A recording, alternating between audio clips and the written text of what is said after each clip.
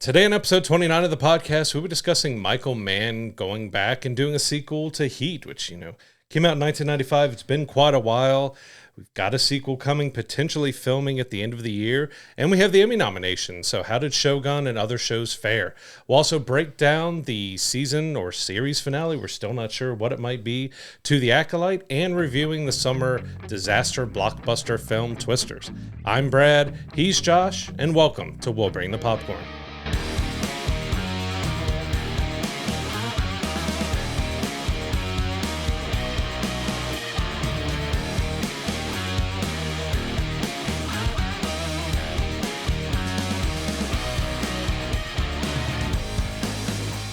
So we want to start off the news this week with the unfortunate news of the passing of legendary comedian Bob Newhart. Died at the age of 94. That is a long, long life, well-lived. He first came into prominence for his show, The Bob Newhart Show on NBC back in, I want to say, the 50s or 60s. He's been around forever. He was in The Big Bang Theory. He was Buddy's dad in the movie Elf, just in so many things over the years. Yeah, incredibly long career, but he's one of those guys in Hollywood that you never really heard a bad thing about. Like, if anybody ever spoke about Bob Newhart, it was always loving. Correct. Just how good. I think I read Will Wheaton's talking about his passing and about when he was on The Big Bang Theory, and like he just sat around set watching him do his scenes and see how everybody react. Like, just such a beloved comedian, and just we offer our condolences to his friends and family. Like, he's a guy that you just felt like was in everything and was so good. He just had his own style that he was kind of nonchalant about everything, but he was just so funny and so lovable, and we saw on it. Very long life, but it's just so sad to see that he's gone. Definitely a lasting impact on the entertainment industry for sure. So like I said, our thoughts with his family and friends at this time. Yeah. Moving on to our regular news stories of this week. So Disney this past week got hacked. So it seems like 1 terabyte of data was taken from their Slack, which, that's a lot of text or a lot of images, but it seems like their slate of upcoming movies and TV shows have been leaked, and potentially what they're going to talk about at Comic-Con, especially with Marvel, seem to be leaked, which, I saw a little bit of it, that there might be a list of films and TV shows that they're going to talk about at their Marvel panel just coming up this week at Comic-Con. If you don't want to be spoiled and want that surprise at Comic-Con, stay away from looking for any of it. But, there's potential of a whole lot of stuff being leaked from this. Yeah, I can't imagine that Disney's an easy company to hack. I mean, you got to figure they have plenty of security protocols in place anyway, but the fact that they had so much data taken, and that's just the tip of the iceberg of what they got from what we understand. Like, there's just so much information that they could have got a hand of. You know how much a terabyte is. A terabyte is room for a ton of data, a ton of information. So it's unfortunate that these things happen. These things get leaked. Typically you get some kind of minor leak from a studio every once in a while, but that was kind of a big one. And it seems to have everybody at Disney on high alert, and rightfully so, because, there's information on all these things they were working on that's not known to the public. And now that information is out there. But like you said, if you want to get this information as it comes during the presentation at Comic-Con this week, definitely don't go out of your way to look it up. But if you do or are genuinely curious, the information is out there. Yeah. It's already hard enough to keep surprises in Hollywood anymore. We've got so many, set pictures and leaks. Of course, with James Gunn's Superman, we're seeing all the characters in their suits already from outdoor scenes. And it's really hard for them to keep anything a secret anymore. And which is, even what we're seeing with Deadpool and Wolverine, even their own marketing is now just gave away a couple more cameos, which we know there's going to be a lot more, but I would have loved for a lot of this stuff to stay as a mystery and just to have all that extra information about potential shows that are coming out to be leaked ahead of time. And we're going to talk a little bit more about Marvel and San Diego Comic-Con of stuff that they've already released themselves that we're like, why isn't this waiting until Comic-Con? That, I want to be surprised still. Like, we don't have that many surprises remaining in Hollywood just because everything is getting out there. Either people are leaking on purpose or people are hacking and taking stuff and just releasing it out. And I hate seeing it. Like, you've got people, really, what is their motivation? Were they wanting money behind it? Haven't really heard that they were holding anything ransom on it, because stuff seemed to be coming out pretty quickly. Yeah, and you don't understand people's motivations, like you said, but this information's out there now. There's not a whole lot they can do about it, and I guess they're kind of in damage control mode a little bit maybe, but at least in the Marvel case, we do, like you said, have that San Diego Comic-Con coming up where they're supposed to be releasing a bunch of information. I know they have their own special panel for just Deadpool and Wolverine, which is coming out this week, which we couldn't be more excited about. But I don't understand some people's motivations if they're not financially motivated. What they're trying to gain from it. Like, what do you gain by getting this information and putting it out there? Is it just kind of a clout thing? Do you make it known that it's you? Because I don't even think we know who is really responsible for it yet. Yeah.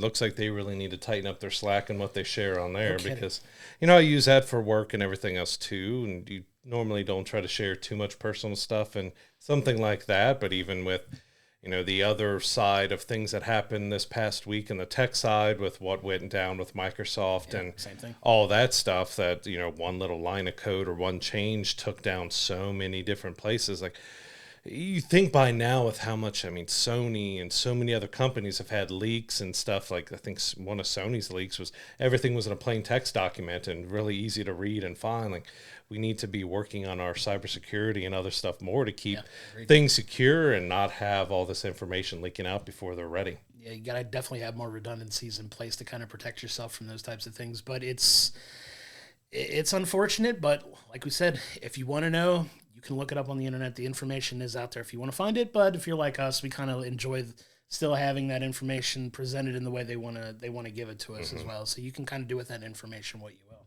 Yep. Moving on to, I know we talked about guilty pleasure films on recent episodes of this podcast. One of mine happened to be the movie Heat, starring Al Pacino, Robert De Niro, Val Kilmer. Michael Mann is currently writing a sequel to the film that is slated to start filming later this year or even the beginning of 2025. We got a little bit more info on some potential casting news. It looks like Austin Butler and Adam Driver are both in talks to kind of take over the roles of Al Pacino and Robert De Niro, Al Pacino and Val Kilmer. And I'm curious what that means for the movie. If they're obviously younger than Pacino and Val Kilmer were when they made this film. So is this like a prequel type thing? There's still a lot of information, that hasn't been released yet, but it's kind of interesting to see them go back to this well. Yeah, it's kind of what we've talked about so much so far on the podcast of just going back to these classic film series. We're reviewing Twisters today.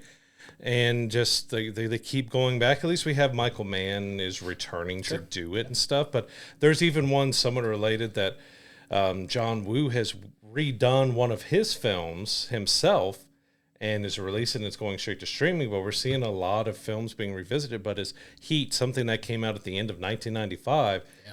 Does it warrant a prequel or a sequel or something? Like, it's been quite a long time. It's a great movie, fantastic film. But do we need to revisit it or not? Is what I'm stuck on. Like, it's hard because a lot of original stuff is just not doing very well, while the sequels and remakes and reboots are killing it. So I see why they're doing it, but yeah, hopefully it's done well and it's done right. You've potentially got a great set of actors to come back and do it, but it's just that weird thing of everything is just kind of being redone now. Yeah, and it goes to show, like, just what people are interested in, really, because, we talk all the time, we want more original stories, but it kind of feels like in a lot of ways we're the outliers in that now. Like, there's not a whole lot of brand new ideas coming to fruition, and there's only, like, let's be completely honest, like, I don't want to, like, reduce writing in any way, shape, or form, but it does kind of feel like there's only so many types of stories you can tell. Mm-hmm. So many interesting ways. Like, if you take, like, almost like the basic hero story, you could write the basic hero story 1,000 different ways, but it has the same, like, tentpoles to it, right? So you have a hero who comes from humble beginnings, overcomes some sort of personal tragedy or obstacle that he has to come over to eventually win in the end, right? So it's kind of, it's as bare bones as you could break down a story without throwing in all the other subtle nuances that go into writing a story or writing a movie like that. But there's only so many ways you can come at an idea originally, and it feels like, I hate to say it, in a lot of ways it feels like we've exhausted that, or at least movie studios are not willing to invest as much into it now. If you're talking like all of these things that are, like, how many times have we talked about on this show now, because we're 29 episodes in of, okay, we're doing the 5th sequel to this, we're doing the 4th sequel to this, or doing the 3rd sequel to this, or like it's all down to money, right? At this point, everything's financially driven, which I get it. It's a business, but at the same time, are we really ever going to get another breakthrough of original storytelling? Yeah, it's a concern to have. Yeah, because I mean, even with we're going to review the finale of the Acolyte, that is somewhat original in the Star Wars space, even though it's another Star Wars property. But we haven't been the biggest fans of what they've done with the writing on it. But as long as the writing is strong, and it's going to be interesting to see what Heat 2 could look like with, you know, the modern cinematography, because it was a good looking film back then. Absolutely. But to see what they could do now, but it depends if it's something they go back and they throw a lot of CGI in it, or if they keep everything very practical, because even some simple stuff you're seeing used with CGI anymore instead of keeping it practical. So hopefully whatever they do with it, it doesn't hurt the legacy of the original Heat. Yeah, agreed. And it's a movie that I love dearly, that I talked about, and the fact that they're coming back to it, we'll see whether or not it's high quality. I am happy about the fact that Michael Mann did come back, because he did such an amazing job on the original, and the fact that he is taking the helm on it again gives me a little bit of hope that he's going to at least take good care of whatever he comes up with.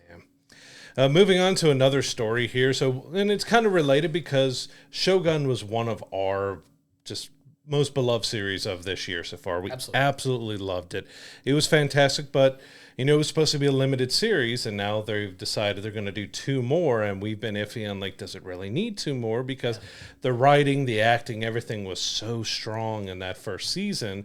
You kind of don't want it to go on because it might hurt the legacy of what they did. You know, you hold out hope that they're going to do good, but the Emmy nominations came out and it cleaned up. So we had 25 nominations for Shogun. It led the pack. We had, you know, best drama series, writing, directing. We had Sonata was for Lord Toranaga, and Anna Sawai, which we believe with Mariko. We said it during our reviews. You can go back and check that out, that she was absolutely incredible. Out of everybody in that show did so well, but she was a powerhouse in that series. And it's hard for me to see, like, she's my one that I would say is my lock. Like, 100%. She has to win every 100%. Award for Mariko that she's nominated for, because she was just so good.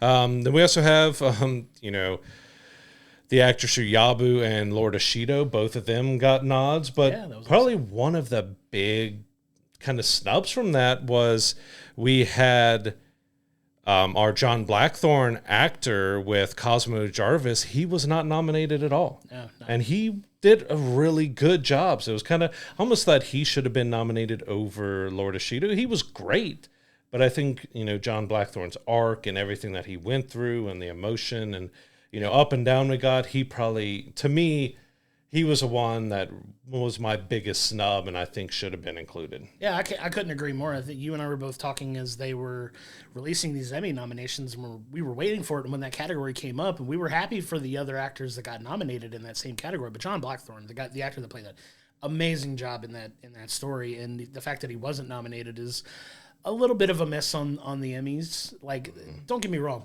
We're beyond thrilled that Shogun got the most nominations of any show that was nominated this year. We've talked ad nauseum of how much we absolutely love that show. It's, spoiler alert, unless something amazing comes along to blow that out of the water, it's going to be my favorite show of the year. Like, it's just such a tremendous show. And it's getting the accolades that it deserves. It was a little bit of a miss for John Blackthorne for me, but I'm in agreement with you. Anna Sawai, if she doesn't win that Emmy for her performance as Mariko, there's something wrong. Like, she stole every scene she was in. She did such an amazing job. And that's for somebody that wasn't even in every episode, really. Because, I mean, she wasn't in the last episode because of obviously what happened in the series. If you haven't watched it, what are you doing? Turn this off and go watch it now. So you know what we're talking about, but she's getting a lot of flowers finally for that performance, and this is just the icing on the cake. And if she doesn't walk away with that trophy, there's something seriously wrong. Yeah, and that's no disrespect to the other actresses that were nominated along with her. We just I haven't seen everything with, you know, the best actor and best actress nominees, but she was just so fantastic that, you know, feel like she'd be running away with everything. But on the other side, we got The Bear came in with the next most amount of nominations at 23. Kind of oddly, it's under comedy. I know people are like, it has comedy in it, but should it be a drama or a comedy? But it became the highest amount of nominations ever for a comedy series. Yeah, which is crazy. Which I believe they tried to petition to have them change from a comedy to a drama, and they said no. So still there. Like, it's well deserved. It's a fantastic show. Amazing show. You know, season 3 is out now for you to check out, but it's just it's just weird that it's still under comedy. But I love that Jamie Lee Curtis, she got a nod. We got John Bernthal got a nod for, you know, their guest starring roles and stuff in there. Well deserved to everybody in that show, but it's still just kind of strange that they won't change it from a comedy to a drama. Yeah, it's an interesting nitpick, because I agree. If you've watched that show, there are significantly more drama elements to the show than there are comedy. The show has a lot of heart. It is a fantastic watch if you haven't watched it. Now, this Emmy cycle season, I've looked it up specifically. This is for season 2 of The Bear. So this isn't for the season that just dropped, which kind of makes me surprised that Jamie Lee Curtis was nominated. She was great in the episode that she was in season 2, but I would imagine she's going to be nominated again. Oh, absolutely. For season 3, because if you haven't seen season 3 yet, her episode in that season, fantastic, because it's really just a Natalie and her episode, you know, and she is so good in that episode that she's in. She's going to get nominated again. She may not win it for this one, but I wouldn't be surprised if she won it for this one, because she was so good in it. But good on them for being for all the nominations they got. I believe every main actor on that show got nominated for either, you know, Jeremy Allen White obviously nominated for lead actor, Ayo Edebiri for lead actress, but all the supporting cast members, the main ones in the show, all got nominations as well for supporting actors and guest actors. And a lot of guest actors. I think he had three or four guest actors. So that's huge. Yeah. Like, it's insane. It's a fantastic show. We cannot recommend it enough. There were a couple other shows that got nominations as well that I was a little surprised at the number of them. I know we talked a little bit before we started filming this, but Mr. and Mrs. Smith, that we also went and reviewed on this podcast, got 16 Emmy nominations, which is crazy. It just goes to show, I think, how much the Academy loves Donald Glover, in my opinion, because he got nominated as well. But that got a lot of nominations. Yeah, you can go back and look at what we thought about Mr. and Mrs. We enjoyed it a lot. We even did an episode where we reviewed Fallout, which is right there with Mr. and Mrs. Smith having 16, 17 different nominations. While they were good shows that we really enjoyed, we were kind of surprised at just how many awards that they were nominated for, which is great for them, but they weren't series that we were exactly looking for, because they were more silly, kind of over the top, and there was some decent drama with Mr. and Mrs. Smith and everything, but, you know, Fallout is a very quirky show that went over the top at times, and Mr. and Mrs. Smith had a lot of comedy and fun to it, but it was something that never really took itself too seriously. But yeah, because I think both of them were listed in drama. Yeah. So you've got Fallout listed in drama, but you don't have The Bear listed in drama. So that was kind of, I mean, I would say Fallout is more comedic than The Bear is. Yeah, and it's weird how they label some things. One thing we also wanted to make sure that we gave its flowers is if Shogun isn't my favorite series of the year, X-Men 97 is right up there too, because we've spoke glowingly about that show as well. It did get nominated for Best Animated. Only one nomination, series. Yeah, it only got one, which is a little surprising, but it got the big one. It got the right one to be nominated for. If they were going to get nominated for, it should be that one, and it should win. Honestly, it really should. It's that good. But thankful that it got the recognition as well that it deserves, because sometimes with some of these, like, Disney and Marvel properties, they don't get a ton of praise for them, but this one much deservedly so. Yeah, and it should, right now, that should be the front runner out of everything in there. And one that really surprised us with being a snub and not getting any nominations at all was Masters of the Air. Like, it didn't have the same impact that Band of Brothers and the Pacific had on me and stuff, but it was still a really well done series, which it had its issues and everything else, but you have Fallout and other shows that we were surprised at how many. Well, I mean, this one was just, you got none, zero for Masters of the Air. It's like they forgot the show existed. Like, you'd figure, at least with some of the cinematography and stuff that they did, it's really well done. Like, visually, there's a lot of things they did really well in that show, even if you didn't want to nominate all of the actors. But I think the cost, the set designs and everything like that, maybe more suited to Oscar stuff, but I'm genuinely surprised it didn't get Emmy nominations for it, because we agree that the writing wasn't the best we'd ever seen. It's still, like you said, something like Fallout getting, 15, 16 nominations and this getting none seems a little bit of an imbalance. And it's not a knock on Fallout at all, because Fallout was a good series, but Masters of Air was a really huge budget, really well done, well crafted, series, but yeah, nothing for being a limited series, nothing really at all. And it's, you would think at least for set design or cinematography, even because it was a very big ensemble type of series. Sure. So you didn't have exactly one main actor who was standing out above the rest, but it should have got something.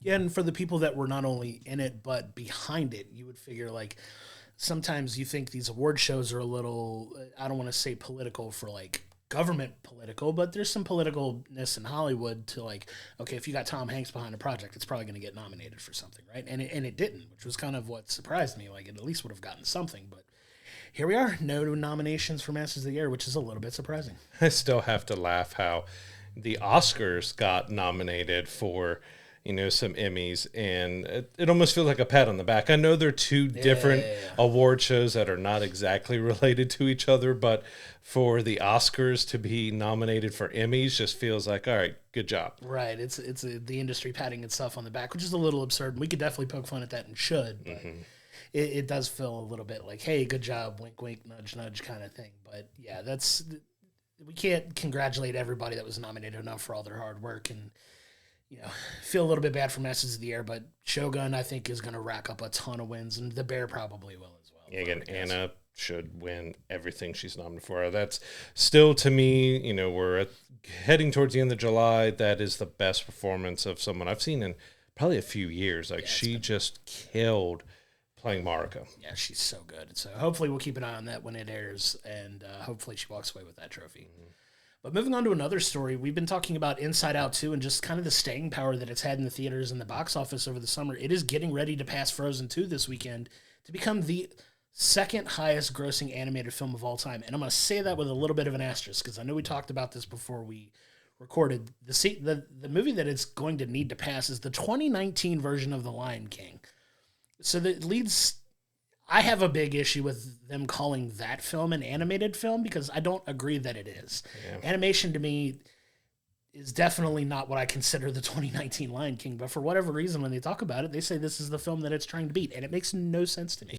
Yeah, it's kind of odd to list the 2019 Lion King as just an animated film because it was always kind of talked about as a hybrid of live action and animation. It was pitched out, this is the live action Lion King, but it's the top grossing anime. Because, there is a ton of CGI and animation in it, but like I said, it's always been pitched as a hybrid of, and it's kind of hard to tell at times. I thought it looked really good. It looked very realistic, but yeah, to have that be the top animated film of all time, it's like, there's some other live action films that may have just as much CGI as The Lion King does, that's not considered an animated film. So yeah, it's kind of odd because I had to look it up because I'm like, oh yeah, I figured the 94 Lion King has got to be pretty high up there. Or no, wait, they're talking about the 2019 Lion King. Yeah, which is crazy. I take a little bit of umbrage with that because I don't necessarily consider it an animated film just based on that merit alone. Like hybrid films, they do kind of occupy like a weird space, but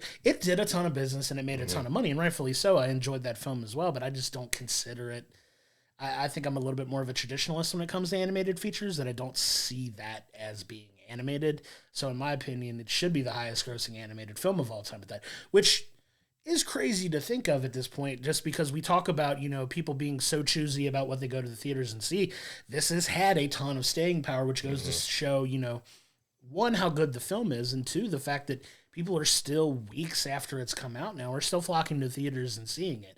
And I think a little bit of that will take a hit now with these next couple weeks with the films that are coming out, but it's held its own. Like, I think when we went to go see Twister, there were still families going to see Inside Out when we went. And that just goes to show, the kind of hold that this film is having over people, which is awesome to see. Yeah, it's awesome to see for the film because it was really good, but also for Pixar. And they've had some kind of, which I still enjoyed them with Soul and Red and Luca and other stuff that they didn't perform as well or be talked about as well. So they've kind of had what we'd call this Pixar, because we're expecting every movie they put out just to be a gigantic film. Agreed. To have them kind of bounce back and have something huge with Inside Out. So I just hope they don't give up on the original films as much, but I think a lot of the films that are currently on their slate are sequels and others. Of course, we've got Toy Story 5 coming out and more. But yeah, and then it is kind of weird to have the 2019 Lion King be listed as the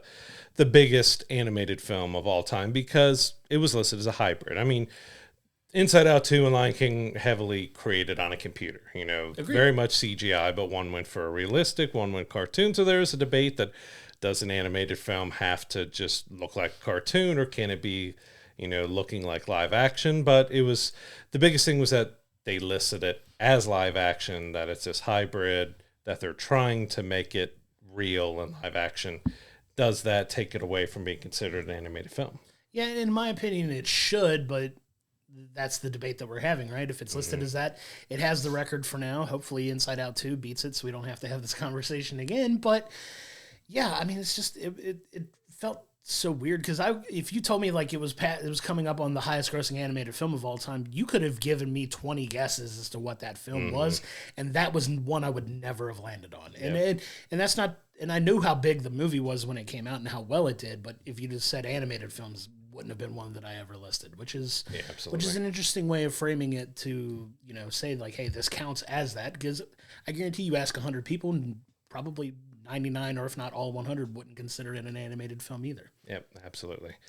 Yeah, so we'll see. We'll see if Inside Out 2 is able to dethrone it. It's, moving into second place. I'm not sure what the gap is between them, but it could still have some staying power, because, we have Deadpool and Wolverine coming out, but it's rated R. It's not meant for families. We'll see how many kids we actually see within there. There's going to be some, even when we saw Twisters, which was PG-13, we had a baby crying the whole time during it. So some people are like, no matter what it is, I'll take a baby to a tornado and disaster movie. I'll take them to Deadpool and Wolverine. But we'll see if it has a staying power to become number one. And we don't have to talk about a hybrid, realistic live action film being the top animated. Moving on to Marvel. So, and of course, we have San Diego Comic-Con coming up, and we've kind of talked about it in the last episode and last couple episodes about how it was kind of strange that we got the Agatha All Along trailer, and then we got, the Captain America trailer before Comic-Con. Well, now we got some big news coming out of Marvel before Comic-Con, which it's not a done deal yet, so that might be why it's something that they're probably not going to talk about, or maybe we see them show up. But the Russo brothers are in talks to return to the MCU and take on both of the new Avengers films, or Avengers 5, which used to be, have Kang in the title. It seems more and more they're going away from Kang. But we also got Avengers Secret Wars. They're going to take on both of them, but it seems like this deal might be for even more. Like, they may do the Avengers films, and then they have several more properties that they work on. Which is a big get back for Marvel, right? So if you know anything about the Russo brothers, they did Civil War, they did Endgame, they did Infinity War. They've done the big Marvel. Winter Soldier, which is probably still my favorite Marvel film of all time. And mine as well. And these are the guys behind those movies and how big and successful they were. And they took a break from Marvel for a while for a good reason. I'd go back to when we went and saw their panel at San Diego Comic-Con in 2019, where they were listing off all these other non-Marvel properties they were talking about. One of the questions I got asked in the Q&A portion was, what would make you come back to Marvel to do more Marvel stuff? Which, this is 5 years ago now.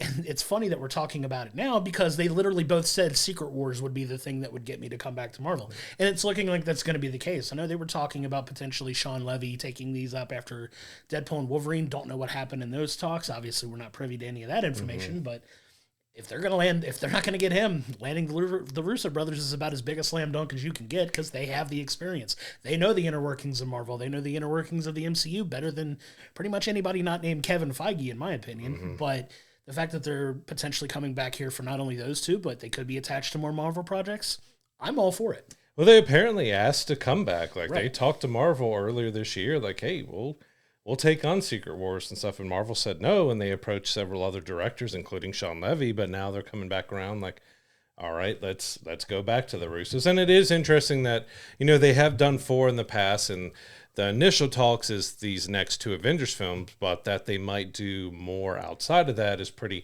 intriguing. Are they going to be integrated more into Marvel? And this is kind of what they do for the next 10 years again, because it does take quite a lot of time. I mean, they spent a lot of time in the MCU before between those 4 films.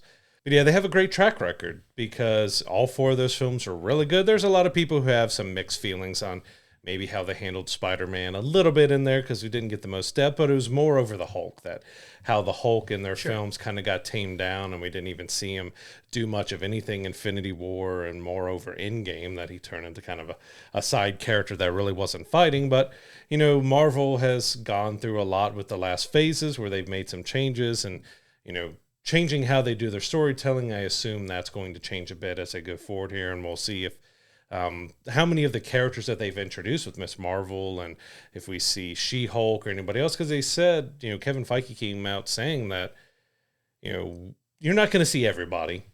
We're going to have to pick and choose because we can't have 100,000 characters in these Avengers films, but we'll see who kind of makes the cut now, and for King or the Avengers 5, and who shows up for Secret Wars. Maybe it's a different mix, or they just choose the ones that they feel are going to be best suited. Because if they don't decide to do much with the Hulk, do they bring in She-Hulk to kind of fill that role? Or, as we do have with the Captain America trailer, we have a look that, you know, Red Hulk is showing up in there. So they're still doing some stuff with Hulk, but there hasn't been any mention of any solo films or where he kind of fits in out. You know, he showed up in in She-Hulk. Yeah. How is Hulk and all the other characters that we're used to with Thor and Iron Man, what are we going to see? Because there's been rumors, you know, for RDJ to come back as Iron Man for some stuff with these next, you know, Avengers films. Yeah, there's a lot that we don't know yet, and I'm hoping we get a little bit more of a clearer picture with the upcoming San Diego Comic-Con stuff, that hopefully they're going to relay out the plans that they have for the next several years, which every once in a while you get these big phase reveals where we're like, hey, I remember a couple years ago now where they were like, oh, phase 5 and phase 6, this is what it's going to look like. And there have been some significant changes to that since it's happened, right? You've had some shows that got moved further out. You've got the, you know, shift in we're going to not release as much content. It's going to be a little bit more, you know, a little more linear and a little more like spread out to kind of keep up with the quality of storytelling that we've been used to. But I think once we get past this Comic-Con, we may have a clearer picture of what the future for Marvel does look like, because the opportunity is going to be there to present kind of their path and lay it out what it's going to look like. Do we get an Avengers 5 title now, or do they keep it a secret? Because, you know, Infinity War and Endgame, like Infinity War came out and we had to wait almost till after the film was released to get the fact that Endgame was going to be called Endgame, right? Mm-hmm. So do they do some similar marketing based on that? But there's a lot of things to be determined as far as what they're going to look like going forward. And hopefully we get that clear focus, and hopefully having somebody like the Russo brothers back in the mix will kind of help steer that path back in a better direction that I think we all want Marvel to get back to, that we feel they've gotten away from over the last few years. But it's exciting. It's exciting to get them back in the mix, for real. Like it's a huge get from Marvel and a big win if they can get them back in them. Yeah, and because unfortunately for them, the few films that they've done after, you know, being in the MCU haven't really fared that well. Sure. Like the reviews and anything, I think they both went to streaming or were on streaming. They didn't do that well, so returning to MCU is probably good for all of them. But yeah, to see them come back is pretty exciting, to see what they can do with that and see how they've changed along with how Marvel's changed, and see if they do something a little bit different with their Avengers films, or if they follow the same formula that they did before. Because yeah, there's some things that could have been better and adjusted from those, and we'll see if they all, you know, Marvel and the Russo brothers learn from maybe any mistakes that they had to clean up and get, because Secret Wars is going to be, it's probably going to be even bigger than Endgame, just with how many characters, and you got the Fantastic Four, and you have all these multiverses where you might be having the Fox X-Men and a lot of different characters come in. Like, we're looking at something on a scope size and scale is going to be much bigger than Endgame. Yeah, all the Spider-Man, all the heroes and all the villains. If you've ever read the actual Secret Wars comic, it's crazy. There's a huge pool of people to pull from, including a ton of characters that we know they're not going to be able to use because they haven't introduced them yet, or maybe they introduce one or two, but we'll see. That's going to be a lot of fun, and I'm happy that they may be back in the mix to take that over. Yeah. But to kind of add to that, we did get a little bit of a glimpse into Marvel's future directly from Kevin Feige himself. So one of the characters that a lot of people have been clamoring for the last several years now is Ben Nova, and it feels like we are going to get a Nova series in the works from Marvel. Now, Kevin Feige made it sound like it's not going to come out for another 3 to 4 years, I believe is what he said. Hopefully they have some kind of announcement at Comic-Con, but it's exciting to see that this character that so many people have been asking for a while now is finally going to get introduced. Yeah, because from the first Guardians of the Galaxy movie, everyone's kind of been waiting, all right, when's he going to show up? When do we get that? Because we've got the Nova Corps and everything else showing up, but we don't have Nova there. Like, when are we going to get him? And it's been a little bit since the first Guardian, so it's a quite big a span when we got our first introduction to the Nova Corps to getting Nova, but it's kind of exciting that we're going to get that character, that we're going to get introduced a little bit more, but it's also being in the MCU, how's he going to fit in? How are they going to make him tie in? It's because it sounds like in 3 or 4 years, that's going to be at least after the first Avengers film. So is he someone that could tie into the Secret Wars? Is he just going to get his, solo series or movie or whatever it is, and he's kind of on the outskirts of the main MCU, but we get a little bit of his story. So it's kind of interesting that he brought that up, knowingly saying that it's going to be 3 to 4 years before we see him. Yeah, it kind of lines up with potentially being maybe even after Secret Wars at this point, by the time he comes out. So it could be one of the big ways they kick off the next phase beyond that, because they've done a little bit of the cosmic, a bit of the cosmic universe, but they haven't really dove in that much. So if they really want to dive into more of the cosmic aspect of the MCU, that's a great way to kick it off. That's a big time cosmic character. So it's exciting news for that, and it's one that thankfully in the next couple of years we'll finally get to see on screen. Yeah. Moving on to Warner Brothers Discovery. So we've had so much news coming out of them lately because there's, talk of potential sales and what they're doing there, DC being restructured and all the movies they've been killing and everything else. Well, now there's another story out that they might split the company into two. So we might have all our streaming and our film and studio productions on one side and its own company, and the others are for their cable networks, because this kind of comes on the heel that they have plans to match Amazon's $1.8 billion per year deal for the NBA TV rights. So they're not shy of spending money, but we've just heard so much of them potentially selling. Now we got them splitting, but they're still going to pay, $1.8 billion for the NBA. Yeah, it sounds like they're siloing some of their properties, right? So this is, anybody that knows anything about siloing, it's where you take certain aspects of your business and you market it one way, then you take another aspect of your business and market it a second way, and however many branches you want to do. And maybe that makes it more enticing for people that may be interested in outside investments, right? So if you're trying to sell off some of your properties, siloing them, like, think about it like this. If you're already confused, I'll try to clear this up a little bit, but think about like Fox, right? So Fox has like Fox News, but they also have like Fox Sports and then other entities of Fox, where Fox Sports was sold to I believe it was Disney or the Disney company that actually bought Fox Sports, and then they just kind of branch off and do their own thing. Like it's weird how they do it, but it may be in a way that maybe people that are trying to invest in Warner Brothers are only interested in certain aspects of the business. And maybe they're like, okay, well, we'll take Marvel Studios and streaming and put it in this box. Do you want to invest in here? Maybe we sell this off to you. And maybe that's the route that they're going. But some of the things they're trying to do just leave me scratching my head. Yeah, there's just so much movement of their canning movies before they're even released, and canceling this and that, and we all looked like they were getting away from do the NBA, and now they're going to match. Like, there's a stupid amount of money that's going into these NBA TV rights and everything else. I mean, you're talking about $1.8 billion a year just to be able to broadcast and keep the NBA on their networks. Like, that's a crazy amount of money to be putting into the NBA, which, I think NBA even said with all of it, it'd be like $10 billion plus in all of the TV and broadcasts and everything else with it. Like, it's insane amount of money that's being spent and put into the NBA, and Warner Brothers still holding on to that is because they act like they're tight for money, but they're going to spend that much money for the rights. I guess it must have a big enough return on investment to justify it. But does. I mean, you're spending almost $2 billion a year on sports. Kind of makes sense that they want to potentially break that aspect off with their network TV shows so they can focus that and, have the budget while all their movies and regular TV shows are on another side, so they can figure out exactly how much they need to invest in each one of them. Yeah, and I can say with a pretty high level of certainty that the NBA is a huge revenue driver for them. Mm-hmm. Like the NBA... basketball in general, and I don't think I'm too out of pocket for speaking on it, but outside of soccer or football, as they call it everywhere else, not in America, basketball, I believe, is the second biggest sport in the world.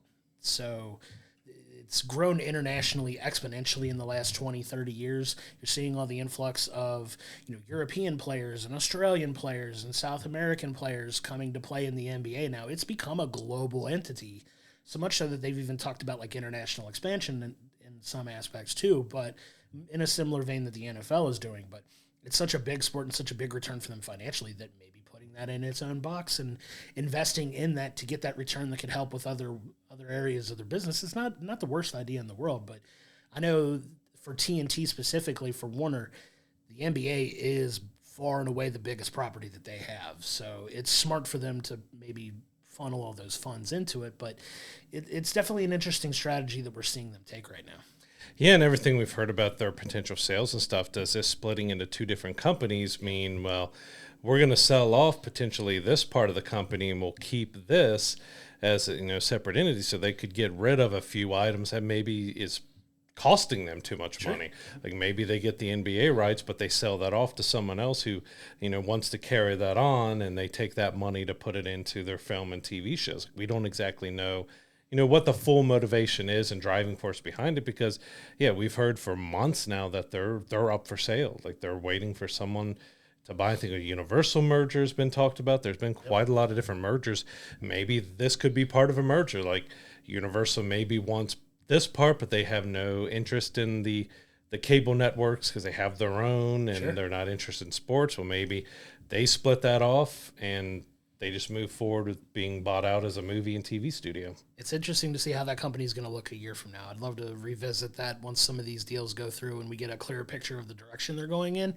It's going to be interesting to see where everything lands there, because there's so much in the air currently that you don't know what they're going to do until a deal gets announced. And it's wild to see everything they've gone through, even just in the last 6 months alone. But what they're going to look like a year from now, who knows?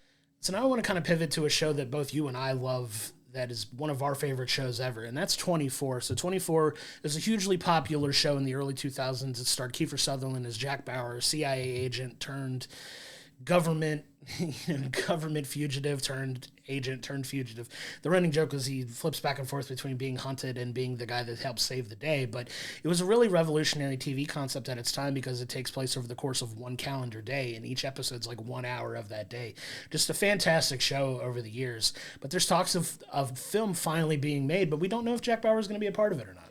Yeah, because they did 24 Legacy, which was okay. It just didn't have the same impact and feel as it did with, Kiefer Sutherland. And we had a few cameos and people come back for it, but it just didn't have the same impact. But it's one of my favorite series of all time. It had such a uniqueness to it, with every episode being an hour. So you had 24 episodes, 24 hours. So well done, as skyrocketed Kiefer Sutherland. He was already in so many movies and a big kind of name, but just skyrocket that everyone knew him and of him and wanted him and stuff. But turning into a film is curious, because we had the Redemption, and we had what was it, Live Another Day, were kind of limited events and smaller parts, but the whole premise of 24 is to be 24 hours one single day, and you could compact it into a film, but you're kind of losing a little bit of that uniqueness that it's supposed to be 1 hour an episode. Now are we going to get a 2 to 3 hour movie? Does it kind of work the same way? And I feel like you got to have Kiefer Sutherland back to really make that work, because he was the driving force behind it. And as we saw with Legacy, I don't think any of the actors did bad and the story was bad. It just didn't have that same appeal as Jack Bauer did. Yeah, it's like trying to do a Jack Reacher show without Jack Reacher, right? So if you don't have that main character in it, does it have the same impact on people, and are people as interested in it? You saw with 24 Legacy, they clearly weren't, because it only lasted one season and they never moved forward with it. But Jack Bauer is a character that is beloved by many. It was a wildly popular show. We loved it. It's a show that I'll still, every once in a while, will go back and watch a season. That first season was absolutely brilliant television. And some of the subsequent seasons after that were still really solid television and really good. I can't think of a season that I hated or didn't really like. Some seasons are a little less strong than others, but it was still a really, really good show, really well written. especially in the time that it was out. I know that show wasn't without its controversy because it came out around the time of, September 11th and the terrorist attacks in the U.S. and that show being a lot based around terrorist attacks and the threat of it. So it was a little controversial at the time, but still such a fantastic show that I agree. I'm not necessarily sure that it's going to fit in a film format, and I've never really understood why people have clamored as much as they have for it to be made into a film, because a lot of times when they take these TV ideas and make a film about them, they don't hit the same way. And there's some exceptions to that, but I don't know if it's going to fall in that category or not. Yeah, of course, we got the Mission Impossible show was turned into the wildly popular Tom Cruise movie series, so that worked. But Star Trek. And Star Trek and everything else. But, the thing about 24 was the uniqueness of just how it was presented, of each episode being an hour of a single day.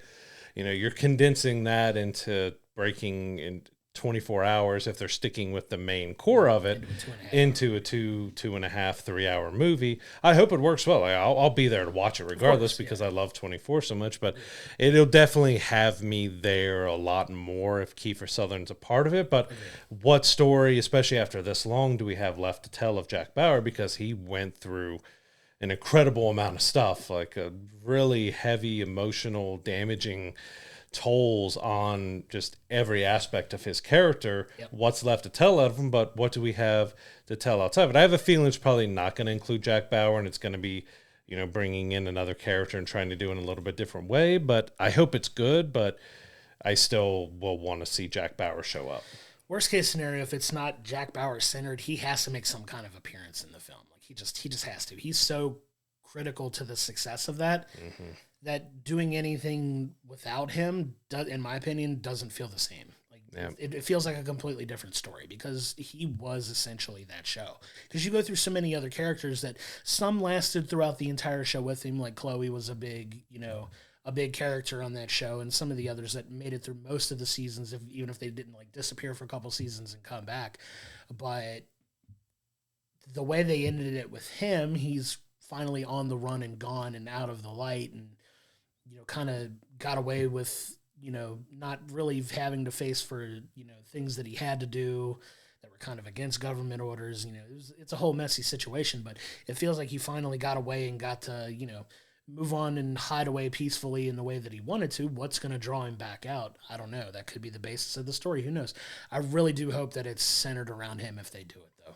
Yeah, I just hope that them returning to 24, that they take some really good care to make it feel as the show gave us about the drama and the espionage, and just really connecting with the characters so you're enthralled with the story. I just hope they do a good job of trying to bring it back after this long, but bringing it back as a film is kind of odd, but interesting, and it could be done really well if they just get the right people behind it, or we just want to see it done so well because we're such big fans of the series. Agreed.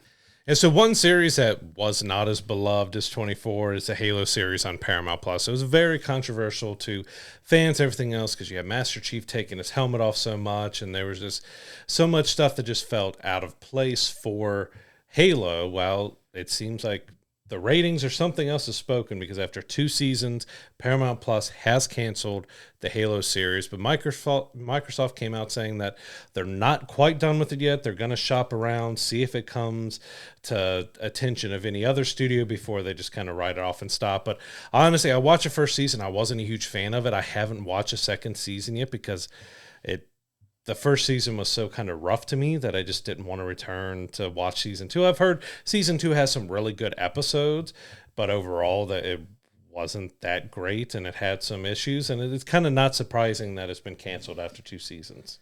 Yeah, I mean, that is unfortunate for the people that worked on the show, but I'm going to be fully transparent. I've not seen a single episode of the show, so I can't speak to how good. I've not heard good things about it, and talking to you from how you felt about it, you have relayed that same sentiment to me that you just shared, that you had a lot of issues with it as well.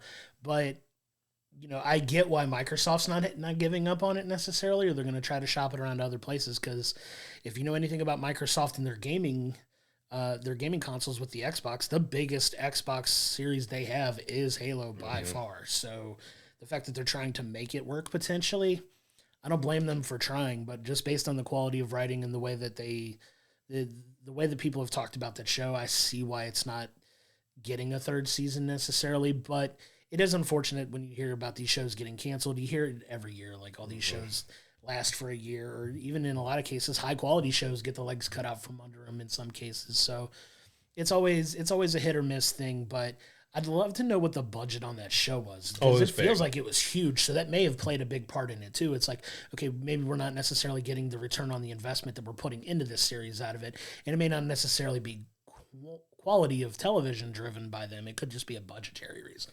Yeah, I think between the budget, which was pretty high per episode, along with the fan feedback and reviews and everything for the series, I'm not sure if this can or will get picked back up from any other network, just because I don't think the demand is there, and the cost and just the reaction to the series.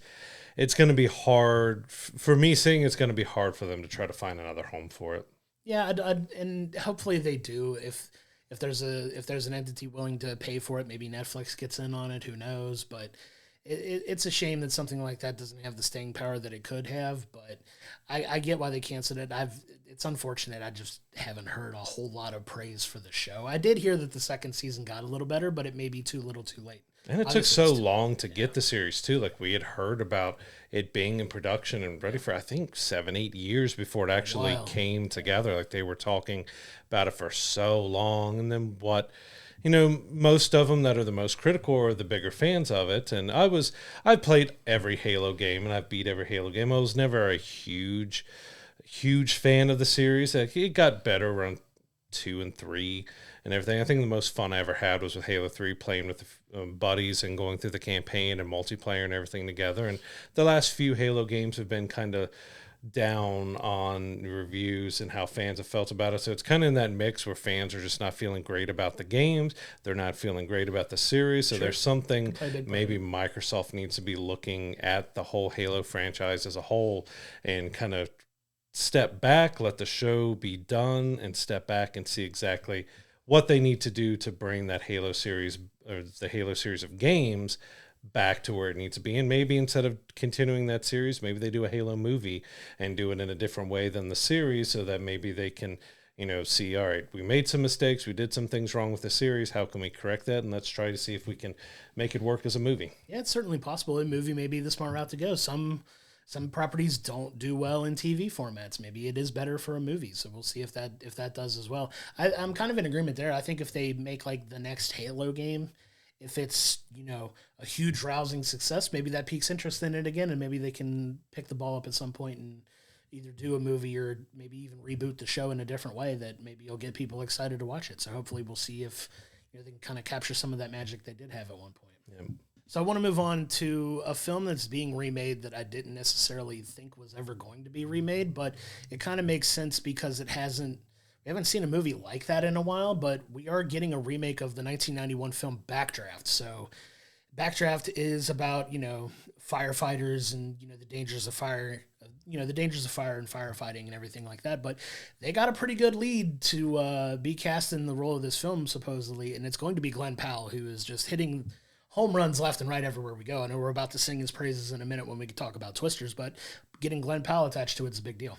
He's just on a streak of just remaking, redoing, and being in classic. I mean, Top Gun Maverick, to Twisters, to now Backdraft, which I'm still, again, it's just so much stuff being remade and redone and going back to the well of things instead of going for something more original. But because, Backdraft is such a classic. Kurt Russell, big movie. Even people still talk about different scenes and how they made that film is still kind of studied and looked at from filmmakers and more. Like, it was a huge movie back in 91 to have, a modern remake of that could be really good. Glen Powell has charisma for days. Like, he really shines, and pretty much every movie he's done so far, he's turning into our next big movie star and action star and everything else. So it's interesting to have him be a part of it. He could really lead this to be something good, but it's, again, now we got Heat 2 and we have Backdraft being remade. We've got a lot of stuff from our youth and our kids and our teenage years coming back, and it's good, but you just got to hope they do it right and not hurt the legacy of those films before, because if you see them like, oh, well, that didn't need to be made, the first Backdraft is still superior, and you'll have some people regardless are going to think that. Yeah. But it's just like, do we need to go back to Backdraft? Because it was such a classic film that I haven't heard many people talk about it and say they didn't like that film. So it could do really well for them, but you just don't want it to hurt anything that came before it. And like, all right, well, can you live up to the legacy of Backdraft? But can you see the business plan that they put out for this? It's Glen Powell as a firefighter. That's an instant license to print some money for sure. Like, that is an attractive man that's going to be a firefighter. People will go and see it. As long as he doesn't run into a building without anything on but a helmet. Like. That would be absurd. Wouldn't surprise me, but no, like it's I see the business point of putting that together, right? And I think, now I think there's opportunities to tell an interesting story with that, though.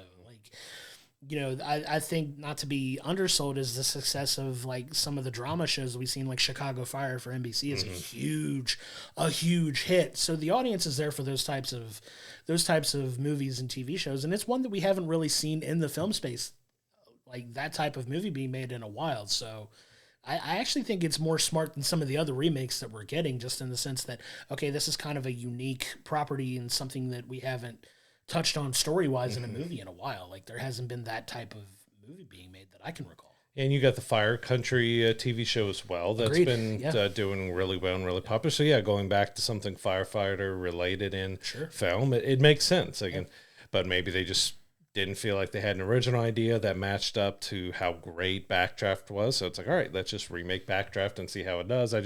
I hope they keep it practical. Sure, yeah. I mean, you bring in too much CGI fire or anything like that. Like, that's what made, the original Backdraft 2 being great, was because everything was very practical, and you saw just how they dealt and filmed doing all the fire and everything else with it. Like, keep it practical. Sure, yeah. And if they do that, I think they've got an opportunity for a big hit. I really do. I think they do, because Glen Powell's star power is as high as it's ever been now, and I think it's only going to continue to get bigger as he makes more of these types of films. So good on them for getting ahead of it and like casting him in this film. I think it's a home run, and I'm excited to see what they come up with. Oh, absolutely.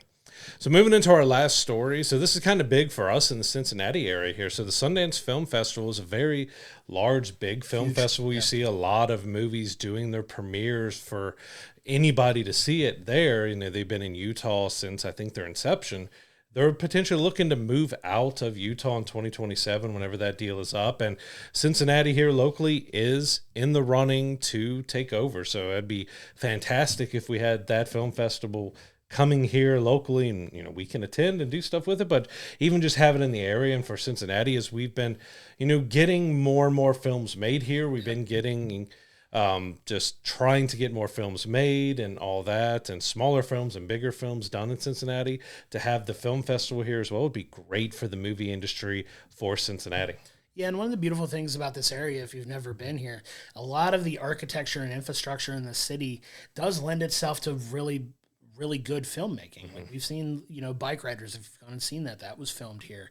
There's other films that you can go see that have been filmed here recently. We're seeing a lot more of that being done around the area. We're literally getting one of the most anticipated films of next year is currently filming here, with James Gunn's Superman film being filmed at our Museum of Natural History and some of the surrounding areas. They literally shut down a portion of traffic that kind of affected my drive home the other day, because they shut the highway down for 2 hours in the middle of rush hour to shoot some scenes on the highway, like in our city. And the fact that we're potentially a finalist for this huge film festival, because really, if you think of big film festivals, there's really only three that come to my mind that I think of that are big. There's one in Toronto, the Toronto Film Festival. There's the Cannes Film Festival in France. And then there's the Sundance Film Festival here in the States. Those are like the big three, like huge film festivals that a lot of the bigger indie films and some of these other films that are more of the original ideas that we seem to be clamoring for is potentially coming here. And that's huge. That's huge for us. It's huge for our area. That'd be great.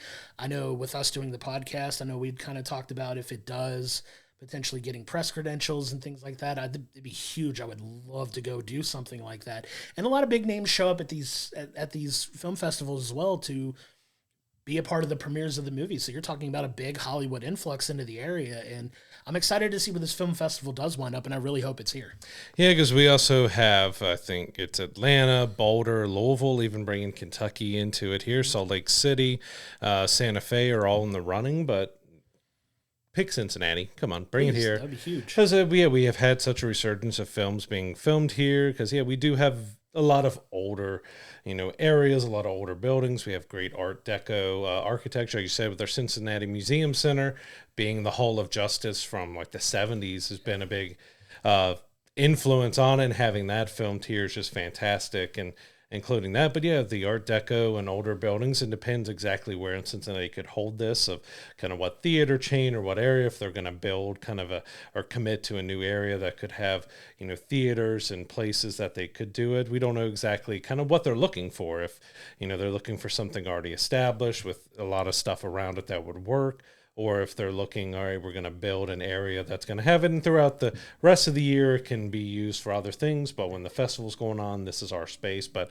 yeah, hopefully Cincinnati remains in the running and potentially becomes the new home.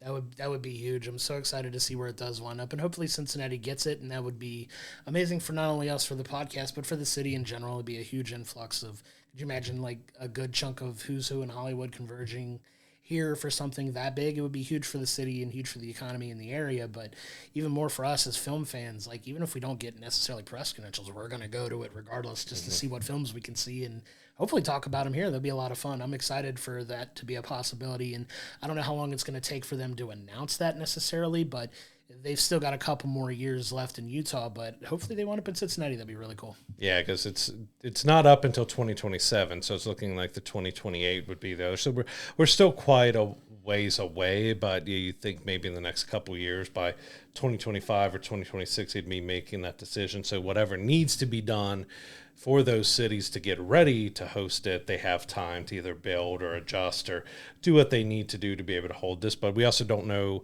would this be something that rotates every year now to a different location, or is it going to sign a big deal with these cities that we're going to be here for the next 10, 15 years? And hopefully that's the case, but we'll see where they eventually wind up, right? Mm-hmm. So now it's time. Now it's time for us to get into this TV review. I know Brad and I are both looking forward to talking about this, given how we felt about the episode last week. Brad is currently getting his notes out to talk about it. But we are at the season finale. I'm going to call it a season finale, and we'll get into why I'm calling it a season finale, of The Acolyte. So we're finally here. We're finally at episode 8 of this series. We've had a love-hate relationship for the last 7 weeks, but we made it to the finale. We've got some resolutions to some stories. We finally get some of the reveals that we've been clamoring for the last 7 episodes to kind of get to.